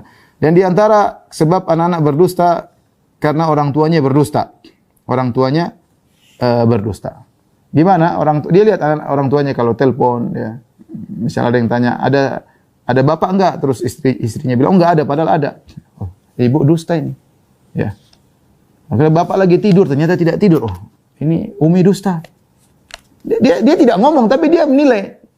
Dusta, dia dusta. Dia itu secara tidak langsung itu ilmu dusta masuk dalam dirinya. Yang ngajarin siapa? Yang ngajarin kita, orang tua. Ya. Sehingga anak-anak pandai berdusta gara-gara kita yang mengajarkan dusta kepadanya. Terkadang seorang anak berdusta untuk agar dia dia tidak mau direndahkan oleh orang tuanya. Ya, misalnya kamu sudah setoran hafalan belum? Sudah, Bu. Padahal belum. Kenapa? Kalau dia tidak setoran, dia akan dimaki-maki, direndahkan, dibodoh-bodohin sama orang tuanya. Akhirnya dia dusta. Oh, sudah. Padahal belum. Dia ingin dihargai oleh orang tuanya. Orang tuanya suka merendahkan dia. Maka dia dusta, mengangkat dirinya agar dia dihormati oleh kedua orang tuanya. Maka kenalilah, Bapak dan Ibu, hati-hati sebab dusta ini bisa menimpa siapa saja dari anak-anak kita. Ya. Bagaimana solusinya? Solusinya tentunya, yang menurut saya yang paling baik, yang pertama adalah memperbaiki hubungan antara kita dan anak-anak. Anak-anak kalau punya hubungan baik, terutama sama ibunya, apa-apa dia cerita, sehingga dia terbuka sama ibunya, ini sangat penting. Terutama anak kalau taruh di pondok, dia benar-benar ibu harus punya hubungan yang baik sama anak-anak, membuat dia tidak menutup diri. Ya. Karena kalau mulai dia tidak percaya sama ibunya, mulai dia selalu dibentak sama ibunya, ada masalah dia sembunyikan, sehingga dia berbuat kenakalan, dia buat apa, dia sembunyikan, dan dia dusta. Maka saya ingatkan kepada ibu, usahakan punya hubungan yang baik sama anak-anak. Gimana caranya? Sehingga anak-anak itu kalau ada apa-apa dia cerita sama ibunya, ada apa dia curhat sama ibunya. Kalau suami mungkin sulit ya, kita kerja keluar sana sini ya. Tetapi kalau ibu-ibu harusnya bisa lebih lembut kepada anak-anak. Tapi tidak apa-apa, ayah atau ibu, yang penting anak-anak itu percaya sama dia tahu bahwasanya kedua orang tuanya akan membela dia, tempat curhat dia setelah kepada Allah adalah kepada kedua orang tuanya. Inilah jagoanku, inilah pahlawanku. Seperti itulah bagaimana caranya dia merasa bahwasanya orang tuanya sangat sayang kepada dia, sehingga kalau ada apa-apa dia tidak dusta. Dia ngomong kepada orang tuanya ya. Kemudian juga latih anak-anak untuk jujur ya. Misalnya anak melakukan kesalahan. Kamu yang bikin begini ya? Enggak, Bi. Benar. Enggak pernah gitu yang bikin ini. Dia nuduh yang lain lagi. Kita tahu dia dusta. Kita bilang sama dia, kamu kalau jujur, Abi enggak marah. Tapi kalau kamu bohong, Abi pukul. Kamu bilang gitu. Jadi buat dia nyaman bahwasanya kalau dia bohong, meskipun salah kita tidak hukum. Ya. Meskipun salah kita tidak hukum. Kalaupun kita hukum dengan hukuman yang ringan sebagai penghargaan atas kejujurannya. Akhirnya dia jujur, iya, ya saya begitu, Bi. Ya sudah, jangan dihukum. Ya, kita ingin melatih kepada dia bahwasanya as-sidqu manjat, bahwasanya jujur itulah keselamatan. Dan kadzib, dusta adalah kebinasaan. Ya, dusta adalah kebinasaan, meskipun nampaknya dusta menyelamatkan, tapi sungguhnya dusta itu kebinasaan cepat atau lambat. Maka kalau anak salah dan dia mulai dusta, suruh dia jujur dan kita jangan hukum. Agar dia tahu bahwasanya kejujuran itu sangat bernilai bagi kita. Jujur itu nilainya sangat mahal. Cari anak jujur itu enggak gampang. Cari pegawai jujur enggak gampang. Cari istri jujur enggak gampang, cari suami jujur tidak gampang ya. Jadi kalau dia jujur maka kita hargai dia ya. Kemudian juga jangan sering-sering nuduh anak-anak berdosa, sedikit-sedikit kamu bohong. Akhirnya dia merasa itu perkara yang ya saya bohong juga enggak ada masalah, sering dituduh bohong. Dia jujur jadi dia bohong. Kenapa terlalu sering dituduh bohong, sedikit-sedikit bohong kamu. Sedikit-sedikit kamu bohong. Ya, jadi dia tahu bahwasanya orang tuanya tidak percaya sama dia. Sudah dia bohong aja. Wong dia jujur aja dikatakan bohong, mending dia bohong sekalian. Dan ini juga bukan solusi. Makanya kalau di antara kita agar menghadapi anak suka bohong, kita jangan sering menuduh dia sebagai orang yang suka bohong ya. Terutama orang tua jangan bohong di depan anak-anak ya. Adapun hukuman berupa penerapan hukuman secara langsung ya. Di antaranya misalnya kalau dia tahu kita tahu dia bohong, dan ini saya baca dari sebagian pengalaman sebagian kawan-kawan ya. Ada yang mengatakan kalau anak saya bohong, saya tidak mau belikan mainan sebagai hukuman. Kamu bohong, yang lain kakak-kakakmu, adikmu Abi belikan mainan, kamu enggak. Kenapa Abi kamu bohong? Jadi tunjukkan bahwa kita sangat benci dengan akhlak bohong. Di antaranya kita tidak belikan mainan, sudah, enggak usah belikan mainan. Enggak usah belikan mainan. Contoh ini salah satu anak-anak kalau ditahan mainannya, dia jerah anak yang lain kakak adiknya beli mainan, dia enggak karena kamu bohong. Di antaranya atau sebaliknya dia punya mainan kita tahan, hukuman. Ya. Kamu bohong, mainannya diambil. Enggak, hari ini enggak ada main. Dia main HP, HP-nya diambil. HP-nya cuti seminggu, enggak boleh main HP. Misalnya. Kenapa kamu bohong? Agar dia tahu bahwasanya bohong itu dosa yang berat, perbuatan yang berat, yang buruk, yang tidak disukai. Al-mu'min la yakdzib. Orang mukmin tidak berdusta. Orang mukmin tidak berdusta. Atau misalnya, kata sebagian wali-wali murid, mereka mengatakan kalau anak saya bohong, saya kasih chat di tangannya. Chat kebohongan. Itu, ada bohong. Chatnya, kamu bohong kan? Ya udah, dikasih chat. Ya. Atau sebagian mereka mengatakan, kita siapkan baju merah. Siapa yang bohong pakai baju ini? Baju kebohongan. Bohong, pakai baju merah ya. Sehingga dia tahu bahwasanya bohong itu tidak baik. Sebagian mengatakan, kalau saya bohong dulu masih kecil, ibu saya kasih sambal di mulutnya. Di mulut saya, udah. Dia enggak pernah bohong lagi. Kasih sambal sama ibu saya. Jadi intinya bohong itu buruk, dan ini perangai yang sangat buruk bohong ini. Dan ini perlu perjuangan untuk melatih anak-anak jujur bagaimana caranya. Anak-anak ada saja dia bohong karena sebab-sebab membuat dia bohong banyak. Tapi kita bersabar, melatih mereka untuk tidak bohong. Atau potong rambutnya sebagian dia suka gaya gini, kita potong ya, kita botakin atau apa karena kamu bohong. Ya, ini di antara hukuman-hukuman yang mungkin bisa kita lakukan agar ketika dia terjerumus dalam kesalahan dia bisa memperbaiki diri. Baik. Adapun kalau kita beri hukuman dengan bentuk pukulan, tadi saya katakan dalam hadis kata Nabi sallallahu alaihi wasallam, muru auladakum bis salati wa hum sab'u sinin. Perintahkan anak kalian salat sementara mereka berumur 7 tahun. Wadribuhum wa hum asyru sinin. Pukullah mereka sementara mereka berumur 10 tahun. Ini menunjukkan bahwasanya hukuman dengan memukul itu boleh. Tetapi ada beberapa poin yang harus kita perhatikan. Yang pertama, kapan kita boleh memberi hukuman dengan pukulan? Kalau kesalahan besar. Di antara kesalahan besar meninggalkan sholat. Kesalahan besar, kesalahan berulang, sudah berulang kali lakukan terus maka kita boleh pukul. Jadi tidak semua kesalahan kita main pukul, tidak semua kesalahan kita main cubit. Enggak, jangan. Anak-anak kita, anak buah hati kita bermuamalah dengan penuh kasih sayang. Kita tahu bahwasanya rumah yang diberkahi oleh Allah adalah rumah yang dipenuhi dengan kasih sayang, kelembutan. Nabi berkata, "Maka narifku fi syai'in illa zana."